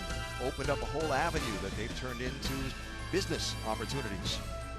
Someone's going to get an opportunity to celebrate the 100th Indianapolis 500-mile victory coming up shortly. We have just 44 laps to go. Pit road's been a really tricky spot today for a lot of teams. You know, I think really what's happening here, because the competition is so close on the track, nobody wants to lose any space in the pits, obviously. So I think some of the responsibility has to go on to the pit box themselves, the team manager that's allowing the cars to leave the pit box after service. They need to let the cars leave as long as there is a clear space for the car to go into. And we've seen many times today that has not been the case. Here in Buddy Lazier's situation, he lost a wheel. Here's some more of the pit lane incidents that we're having. Takuma Sato, as you were mentioning before, Eddie, was very smart because he bailed out of it. He really didn't have a shot to get by, but he saw what was happening. He took his foot off the gas. It didn't collide. So Helio Castroneves leads. Tony Kanaan is second. Well, I have to say, man, I'm enjoying it a lot. Obviously, I need to close this deal for you, but so far, I think we showed everybody what we came here about the truth. Thoughts of the 2013 winner? You know, for Tony Kanaan, when I spoke to him the other day, he is now 41 years of age, and I mentioned that he didn't know how long he was going to be involved in IndyCar racing because he's at the end of twilight of his series, if you will. But I will also tell you that he said that my dad passed away when he was 41 years old. So he said, I'd like to win it here today for my dad. 1 lap to go in the race next week. IndyCar racing here on ABC, the Verizon IndyCar Series duel in Detroit. 2 races, one on Saturday, one on Sunday on the Belle Isle Road Course. 3:30 Eastern both days here on ABC. So the caution coming out in the middle of the green flag pit stops. The people that made it and were good, if you will, Castroneves, Kanaan, Newgarden, and Hinchcliffe. Other people that had to pit while the pit road was closed and therefore cycled around and start at the back of the pack include Max Chilton, Graham Rahal, Simon Pagenaud, Townsend Bell, Brian Clausen. They go to the end of the line. Everybody else will cycle in between them, who was able to wait until the pit road was open, like Takuma Sato and Carlos Munoz and Scott Dixon. So all of that really gives a big advantage to Castroneves, Kanaan, and Newgarden. And if Hinchcliffe has got a good car underneath him, you have to put him in that list. Rahal back to 17th for this restart. 42 laps to go.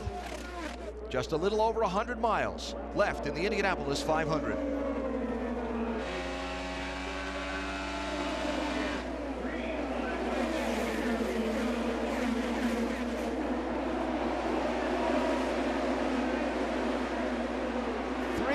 Now 2 wide for the lead. Kanaan and Newgarden.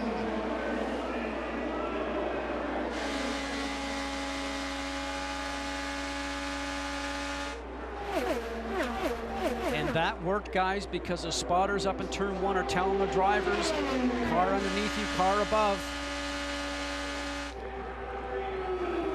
That worked because Newgarden and Kanaan wanted it to work.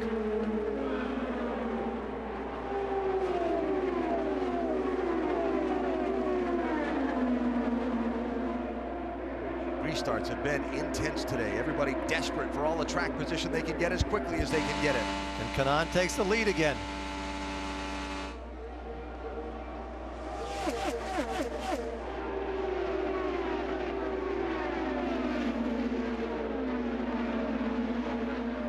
Bourdais with a little moment there after power went by him. Here comes Scott Dixon back. And we go back to the front.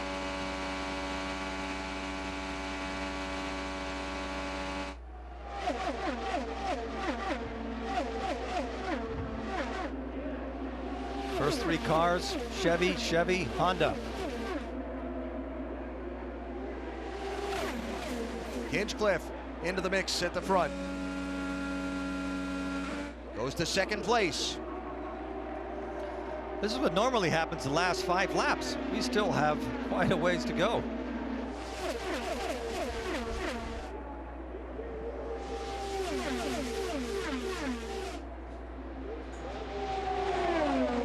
Castroneves on the outside of 3. side by side with Newgarden.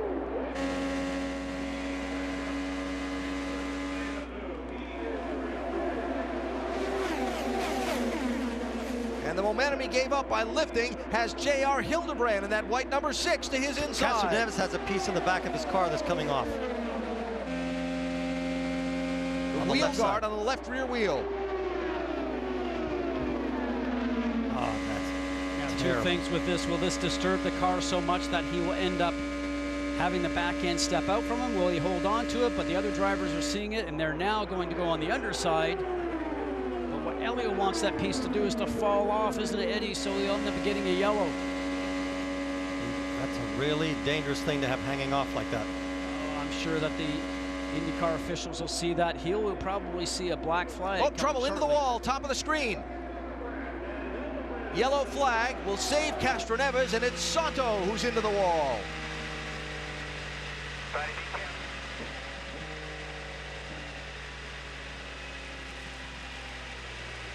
it down, back it down. You know you're steering, back it down.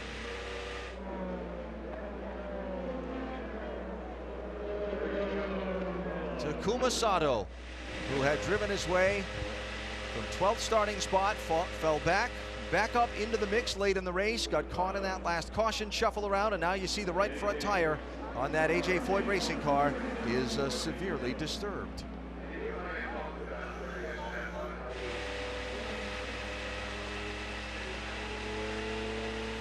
So what happened to Castroneves? Was there some contact when he was racing there for that spot that disturbed that left rear wheel guard? And what happened to Sato that caused that damage to his car and brought out the yellow flag?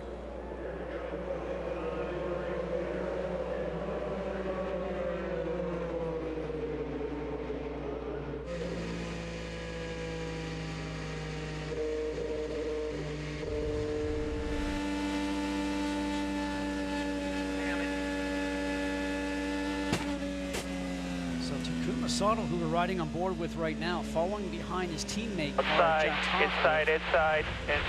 Eddie, I'm wondering if just he got too much dirty air from the car in front and couldn't get the grip, and the car just walked itself up the road, because it didn't look like he tried to correct with any steering before he hit the wall. He didn't get off the gas. I think the car just got light on him and went across the road as we watch his team owner, A.J. Foyt, sitting there. And there probably were some marbles up there. So Sato with his damaged car heading to the pit lane, Now Castroneves with that wheel guard. That's something they'll be able to replace. That whole rear wing apparatus will come off and another one will get put on, but he's going to give up all of his track position.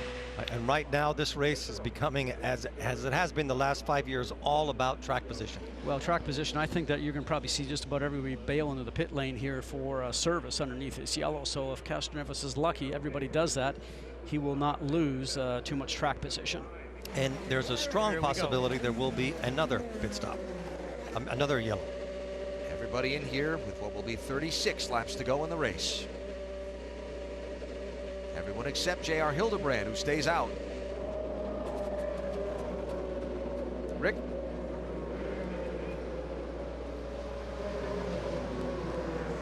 Elio Castroneves, what a frustrating moment. He was very competitive.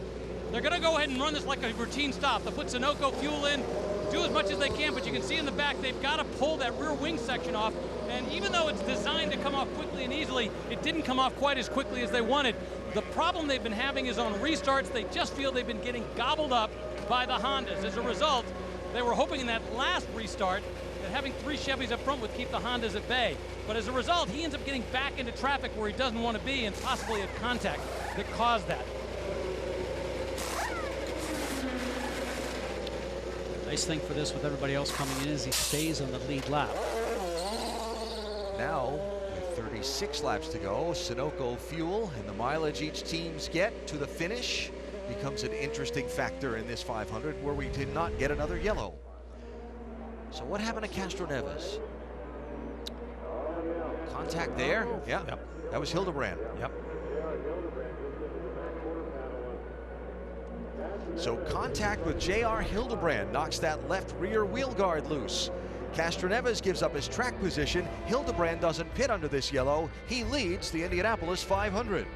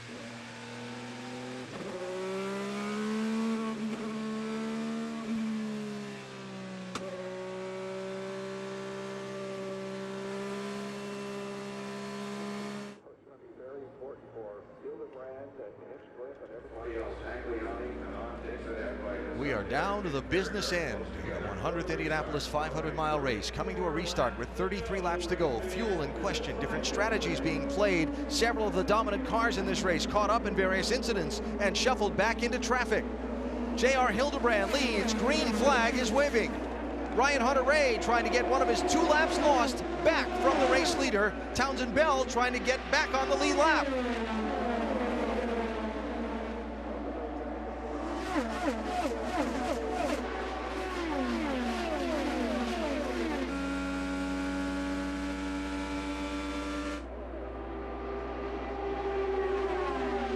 That's for the lead.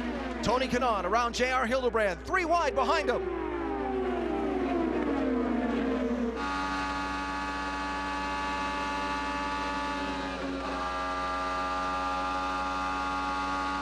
Dixon had to check up. Does it cost him some spots? Here comes Munoz to his inside down the front stretch.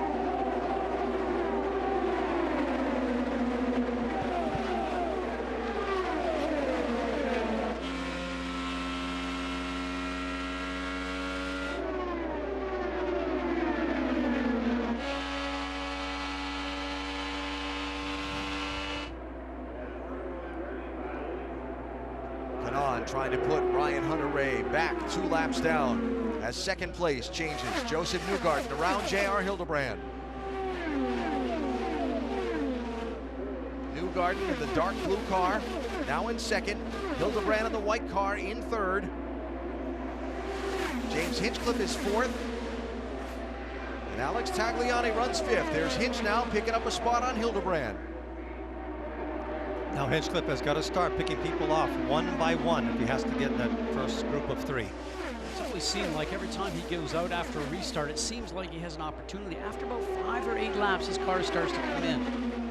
So Hinchcliffe's team talking about how many laps left in the race just before the restart and where they were on fuel to the finish.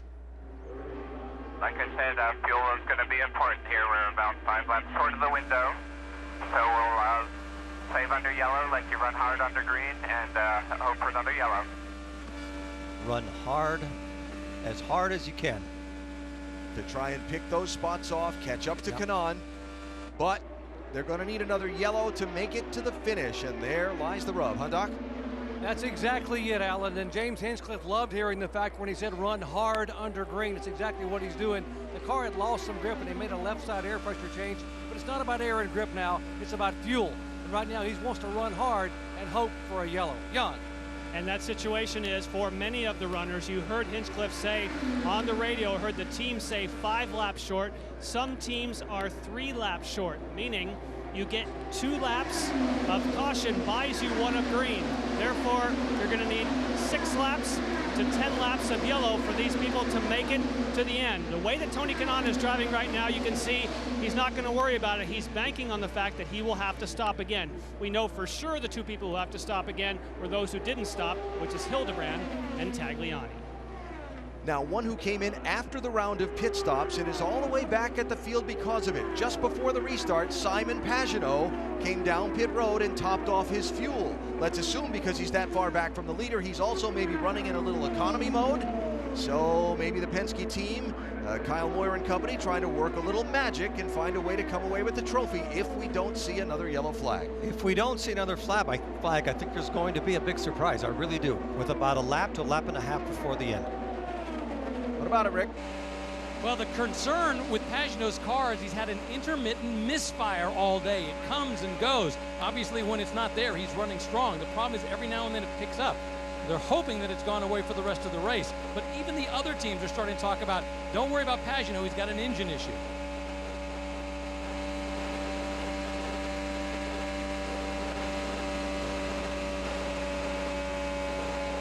No, that's most definitely a misfire. Up high. Just a little small misfire in that, but that can take 3 or 4 miles an hour off your speed easily.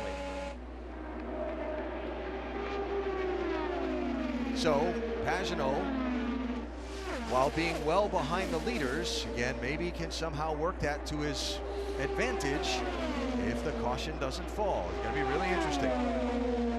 You know what is going to be interesting here on this last stop is for people to make the decision, are they going to take wing out of the car to make the car faster as the pack starts to thin out, as we start to see now just 2 or 3 guys running together, and maybe take the chance of losing some places on the track? Or do you leave the aero in the car so it's got more grip and hope that you have the right balance to be able to be at the front at the end? Look how far back Elio is. Castroneva's way back in line after having to make that change of rear wing. He's in 14th place now, 8.4 seconds behind the race leader. He's led 4 times today for 24 laps, but he's well out of contention at the moment.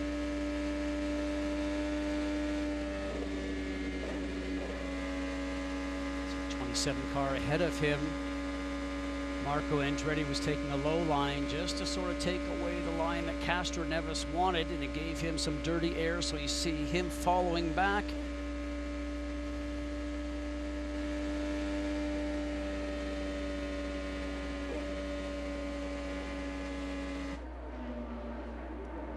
So Tony Kanaan right there, second car in line, is the leader. 25 laps to go in the Indianapolis 500. The tradition started by Louis Meyer way back in the 1930s will be continued after the checkered flag. The winners, Swig and Milk in Victory Lane.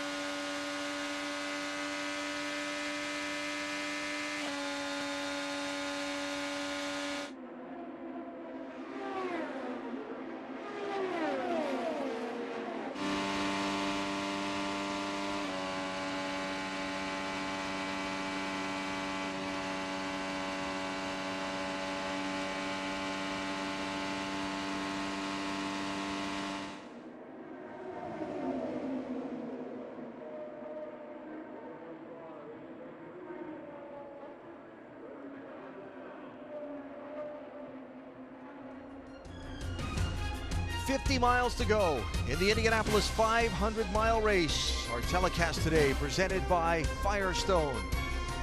Spot on the Borg Warner Trophy is just that short 50 miles away here at the Speedway. A look from Will Power's car now. So we remind you to download INDYCAR Mobile to access exclusive live in-car cameras, hear driver and pit crew chatter, and more only on Verizon. Will back in 19th place. Remember, had a pit penalty earlier in the race that set him back, and he hasn't been able to recover. So will we get a caution late? Well, within the last 10 laps in 7 of the last 10, but 5 of those races finished under caution. So you got to be in the lead to be sure, as the lead changes again here between Kanaan and Newgarden. These two guys definitely need a caution. Really thought Newgarden decided it was time to go when he went past Tony Kanaan there just a moment ago, but Tony says, I don't think I'm going to have any of that. He's wheeled them back in. Both these guys want to be in the lead when the next pit stops come around so they can get in the pit lane and hopefully get their service done in record time and then come out ahead. So you think they're just going for broke right now? Well, depending on what they're doing on fuel, but their speeds right now also seem to be running pretty good, Eddie. I mean, they're up around the last 221 miles an hour when their fastest speed's been about 222, 223 for Joseph Newgarden, so they're not far off the mark. Carlos Munoz around James Hinchcliffe to pick up 4th position. Munoz the runner-up a few years ago. Hildebrand continuing to hang in and now closing back in on Kanaan in 3rd position. He had dropped back a little bit, but as this run has gone on, Hildebrand showing a little bit more strength. Again, though, he's out of sequence with the other leaders. He last pitted at 149, while Kanaan and Newgarden pitted at 164. He will be in pretty soon. So what a contrast up front. Tony Kanaan, the veteran from Brazil, former Indy 500 winner, been around a long time, wildly popular driver. In his 15th Indianapolis 500, Newgarden from Nashville, just in his 5th 500, only 25 years old, has won just twice on the IndyCar circuit, but both of those last year in his breakthrough season. And then there's Hildebrand as they go 3 wide with a couple of lap cars. The leader clearly clearing them easily. Hildebrand only running the month of May for Ed Carpenter Racing after that heartbreaking loss when he led the Indy 500 in the last corner in his rookie season in 2011. Here he comes onto the pit lane now with 15 laps to go as Munoz goes through Kanaan. No surprise there. Munoz has been very methodically working his way forward.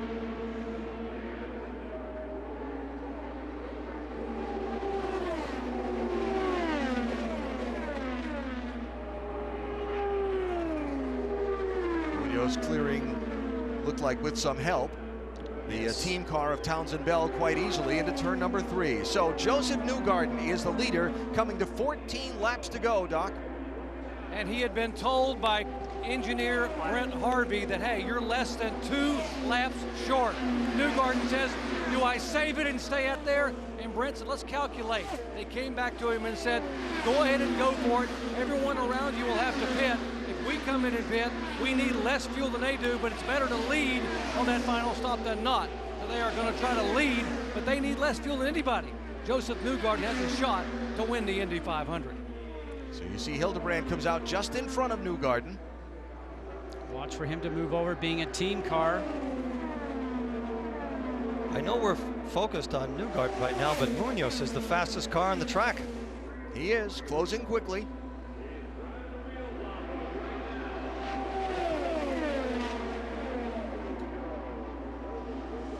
I think he'll get by Hildebrand at the end of the back straight. No, it's a bit too far back this time.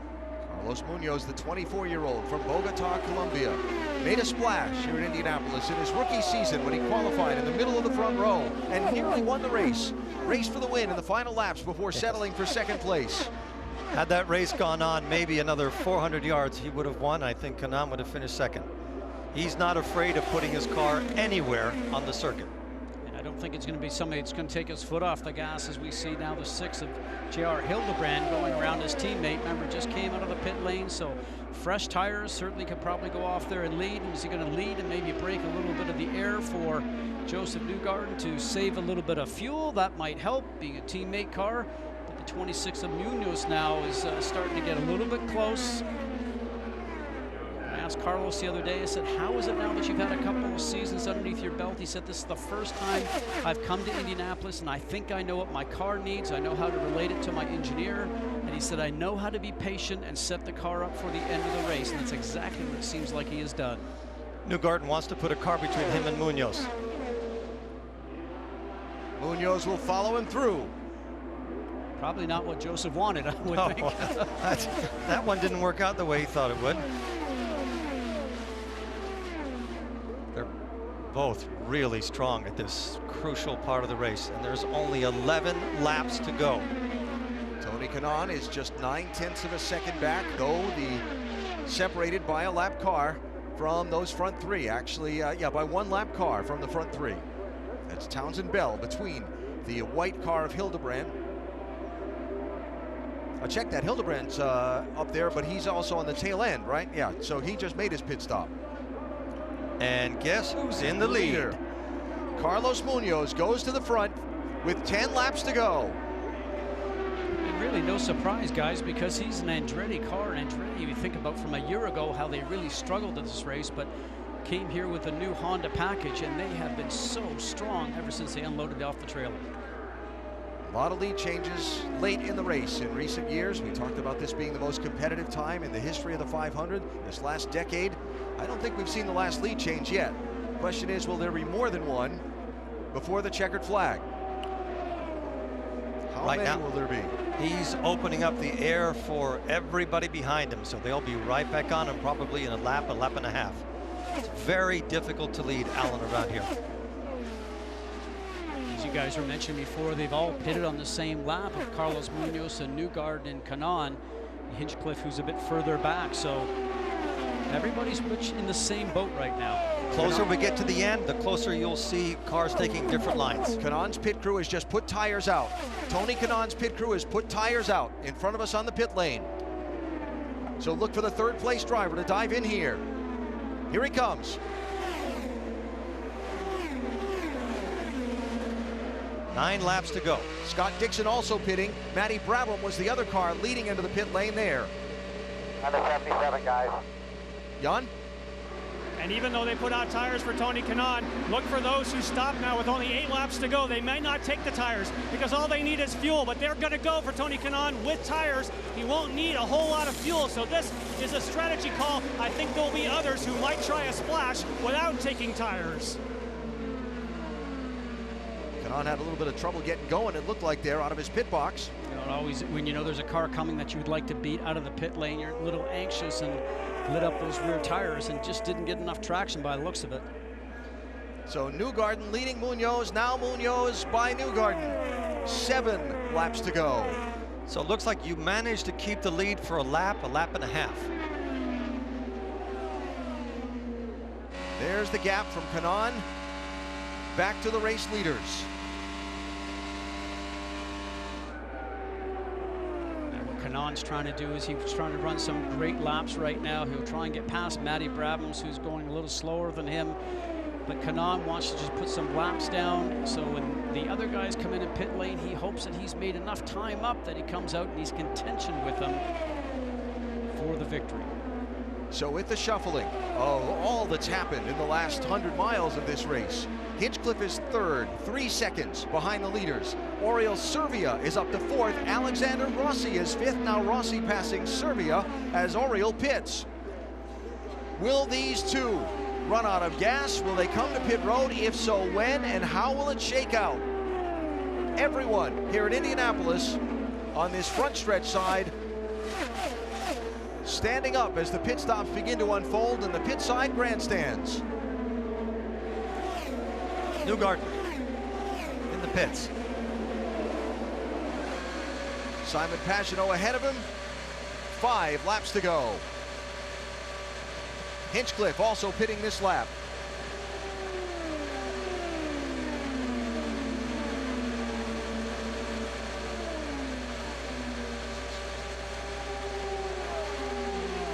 Doc? Here's Joseph Newgarden. They said it's going to be a splash of fuel. He was only like 2 laps short, and rolling in front of him, James Hinchcliffe. 5 seconds of fuel for Newgarden. Hinchcliffe likewise just getting a top off, and he is away for the final laps at Indy. Start here, buddy. And here comes Munoz.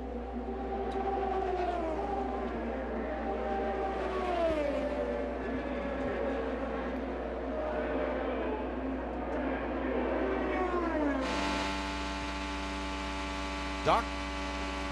And the final stop, this could be the critical stop that determines who wins or loses this race. 24-year-old Carlos Munoz, a huge Juan Pablo Montoya fan, said, I want to do what Juan did in 2000. 4 seconds of fuel, he is away. Watching Tony Kanaan. So now Alexander Rossi will become the new leader of this race with Helio Castroneves in second. There's Rossi in the 98.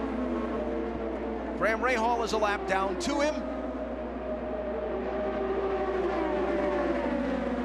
Rahal in the red car right behind him. Then we have 3 laps to go.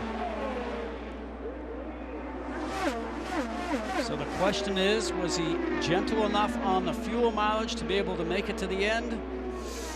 He last pitted at 164, 36 to go.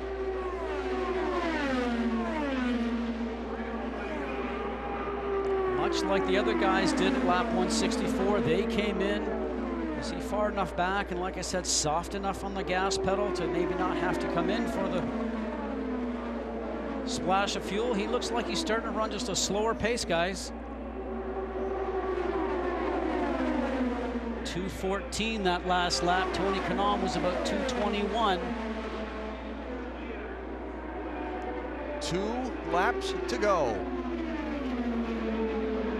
Can a rookie win the 500 on an economy run?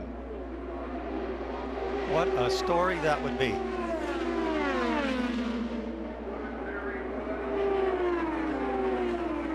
Letting everybody go.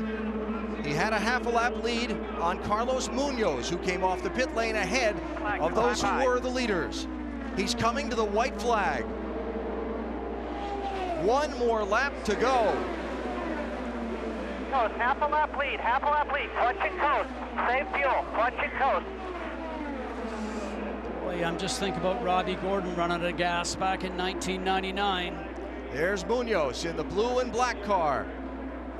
He and Newgarden are going to race for second at the moment unless Rossi runs out of fuel. He's off of turn 2. He's half a lap to go. Full throttle, full throttle, full throttle, full throttle.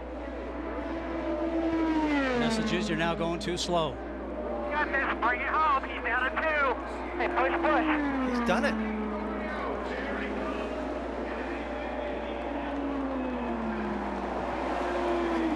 Checkered flag is in the air. A first-timer is going to win the 100th Indianapolis 500-mile race. California's Alexander Rossi to the checkered flag, and he's done it. Checkered flag, you just won the Indy 500, baby! Oh my God. Awesome job! Oh my God.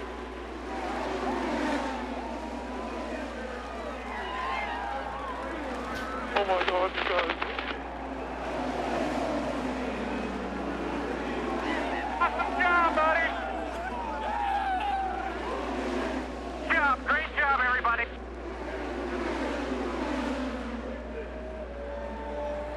I'm out of fuel, guys. You did it.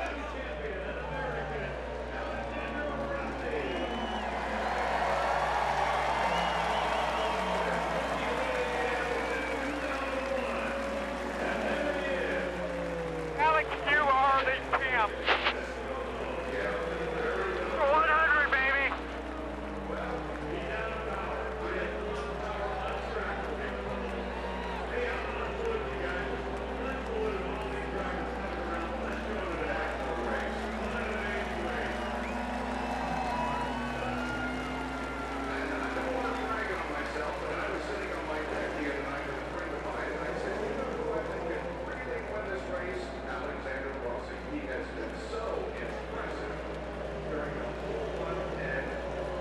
Former driver Brian Herta merged his team into Andretti Autosport this offseason. They hired Alexander Rossi to drive.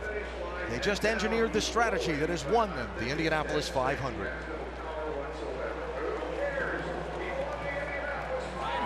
You won with Dan Weldon this way a few years ago. Now you've come back with Alexander Rossi. You've taken a rookie to the win here at the Indy 500. How did you do it? You know what? Everything has to go right here. You know, I want to thank DW and, you know, the time we had here in 2011. This is unbelievable. You know, I want to thank all sponsors, Napa Auto Parts, Castrol, everybody that came on board. But man, it was so close at the end. And for a rookie to drive with the poise he did in such a tough situation, I mean, I was telling him, don't let anybody pass you, but save fuel, and he did it, and we won again. I'll tribute to Alex, Michael Andretti, the whole team. I mean, we worked so well together this month, and I was hoping one of us would win, and I was hoping to be us, and amen, it did. You're on your way to victory circle, Jan. And of course, that car is co-owned by Michael Andretti, and I know it wasn't a great day for Marco, but how exciting to bring Brian Herta in, former driver of yours, and now to win the Indy 500, the 100th running. Unbelievable, unbelievable. I'm proud of Brian. They did a great job with their strategy, obviously, and it paid off. But to get a 1-2 finish in the 100th running of the Indy 500, pretty good. Congratulations. The Andretti luck turned around this time. It did, you know, thank you. It was great. You know, I'm just so happy for everybody on the team. I'm so happy, you know, we brought these guys on board. You know, we brought UFD is back, and so we are just so happy. Napa's name I was trying to think about. That's because he's vibrating. I'm so happy, yeah, so it's so awesome. Congratulations, awesome job. They're just obviously thrilled down here, Alan. I would say so. So 36 laps on fuel, which is an extraordinary number here at Indianapolis. He has no more to get back to victory lane without assistance. But Alexander Rossi, climbing out of his car and waving at the fans up there in turn 4, is certainly worthy of a Firestone moment of the race, as he'll be towed in to victory lane. What an extraordinary victory. Incredible. I'm speechless. And you know, this is really no fluke, because you think about it, he was almost in the Fast 9 in qualifying. So for a guy that's just coming to Indianapolis, he did a tremendous job. Carlos Munoz, obviously very upset for finishing second. I've lived that, I understand that. So Rossi, who left the United States to go to Europe as a child to pursue a career in Formula One, came back to race in the IndyCar Series this year, and on his first try, he wins the Indianapolis 500, our Firestone moment of the race, as he made the fuel last just enough to stay out in front and get across the finish line. You talked about there was going to be a twist of plot if the race played out that way. There's your twist of plot right there. I never for a moment thought they would be winning the race. Tremendous. I'm so happy for Herta. Don't forget Dan Weldon. That was a very similar last moment win for them also. That is really incredible. And how fitting to have that happen on the 100th Indianapolis 500. An American back in the winner's circle.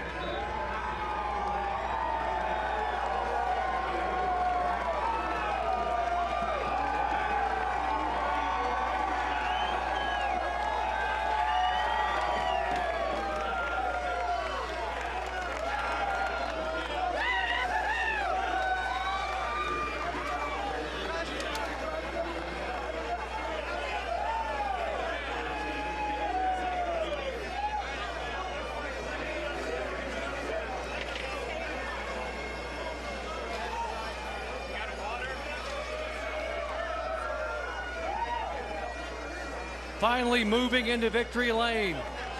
And here he is, ladies and gentlemen. The protocol has begun. Few celebrations in sports are as steeped in tradition as this one.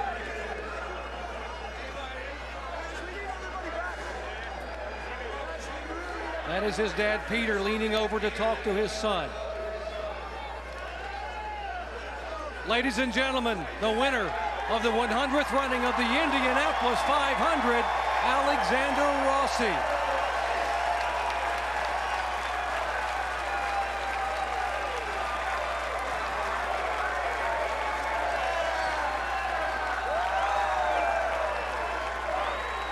There's the Borg Warner victory wreath around his neck that Jim Rathman wore back in 1960. Then the celebration of the milk.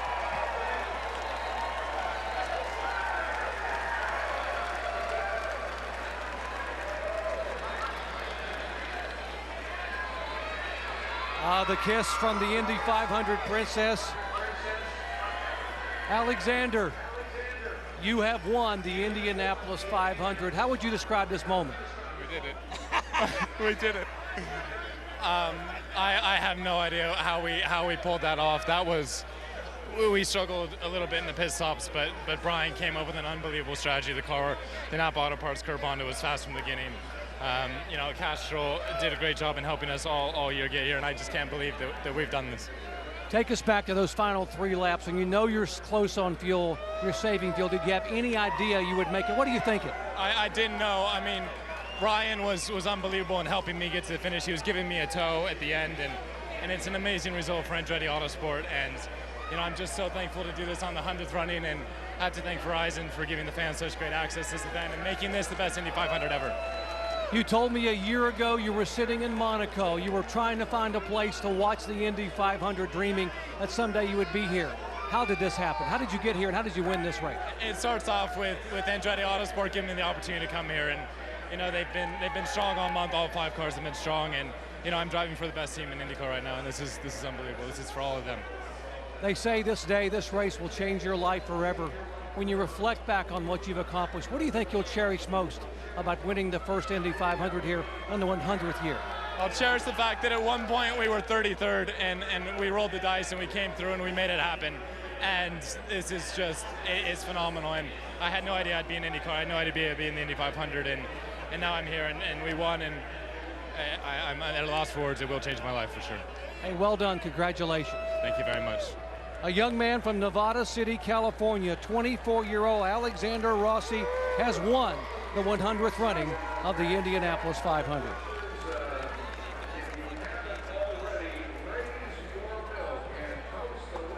For Brian Herta, left of the screen, his second win in the last 6 years in the Indianapolis 500. And for team owner Michael Andretti, a 4th 500 trophy as a winner here at the Speedway. The strategy was great, but he had to stay out of trouble.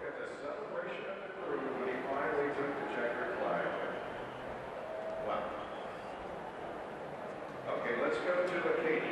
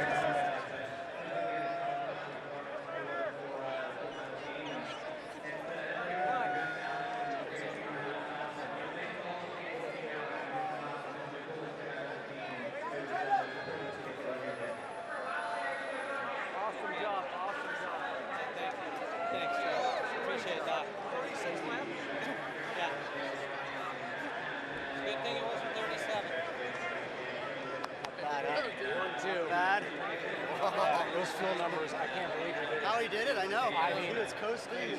Clutch and coasting. Unbelievable. I thought for sure we weren't going to make it. I mean, I thought Carlos was going to win it.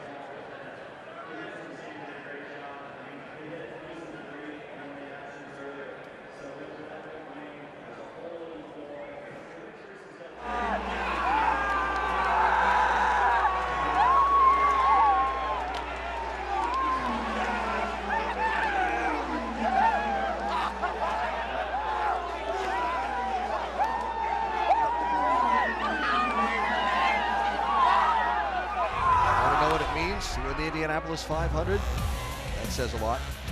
Later tonight, tune into Sports Center for a full recap of the action today from the Brickyard. Lindsay Czarniak will have Sunday conversation with Alexander Rossi, who's won the 100th Indianapolis 500. Sports Center following Dodgers Best tonight on ESPN, streaming live on Watch ESPN and the ESPN app. Carlos Munoz finished second, Rick. Yeah, and I can tell you he is truly gutted. This man, this young man, literally did everything he could possibly do in the cockpit. And I hate to ask it, how does it feel? But I mean, the emotions were so tremendous when you were sitting there. Yeah, man. I knew I had this one. My car was flying. I was so good emotionally, physically, mentally. The car was flying. I mean, for half a lap short of fuel, we didn't make it, right? To my teammates. This is the 500. Everything can happen. Another second. One thing is clear, that I will win the 500 one day. All right. When you came in and got fuel, they said go after him. They kept telling you he was on a fuel strategy. Did you think there was a chance? What was going through your mind those last 2 laps? You know, I stay in the same tires. They had a lot of lap dust tires, and I was just cruising around with the rear of the car and flat out say, I'm not gonna leave. This is my race, and you know, put some fuel and keep going again. But it wasn't enough. So congratulate my teammate. I have to thank Andretti on the 1 and 2. His rookie year, you know, he did a awesome job. Once again, Carlos Munoz so close. Jan? And a similar situation for Joseph Newgarden, obviously, with your team owner, with your engineer, discussing that when you're the leader, when you're with the group and you have a fast car, you can't necessarily do the same strategy as someone who's back maybe saving fuel. What went through your mind as a group as to whether to go for it or save fuel? Yeah, I mean, it was a tough day. You know, I think we were trying to trim out towards the end, see if we could win the thing. I really think we had a shot. I mean, just first and foremost, I'm so thankful to my team owner, Ed, and all the other owners and everyone at ECR that puts me in a car. And we got amazing supporters with Fuzzy's Vodka, Preferred Freezer, and I think we had, you know, a car to win today, and I think JR did too. You know, it just didn't fall our way. And then, you know, Ed would have been there with us, I think, and just a tough pill to swallow. You know, thanks to everyone that's here, Direct Supply, Bob Hillis, everyone that supports us. It's a huge stage. I mean, it's first and foremost, it's just a big deal to be here. Didn't have enough at the end, tried to trim, like I said, and, you know, didn't fall the way with all the fuel, so it's kind of a shame around here. You had a fast car throughout this stint. You had some very close moments, especially I heard you telling your team owner down in turn number 1. But when that initial stop happened, you as a team had to make that decision. Explain, do you go, or do you save? And when you have a fast car, you're somewhat committed. You know, I mean, it's Indy. You got to go for it. I think, especially when you have such as good a car as I had. I mean, each one of our cars at ECR, they were capable of winning. So, you know, you're not going to go for something that's low risk like that. It pays off. It obviously paid off today, but you got to go as strong as you can. Try and win the thing. That's what we were doing the whole race, trying to trim out and go as fast as possible.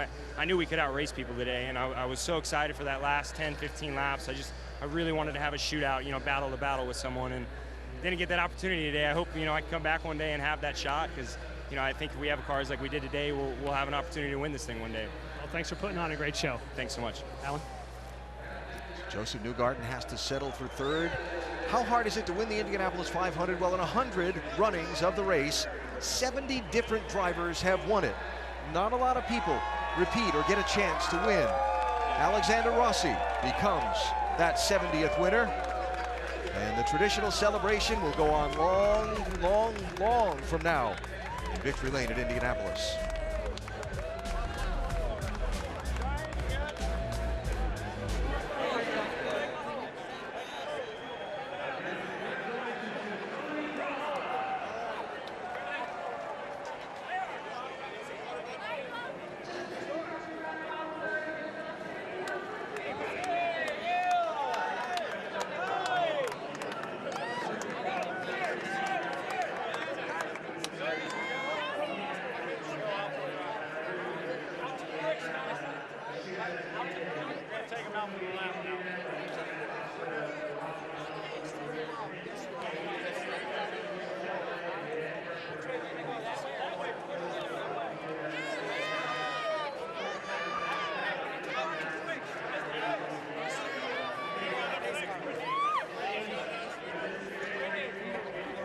Take him for the lap around the track.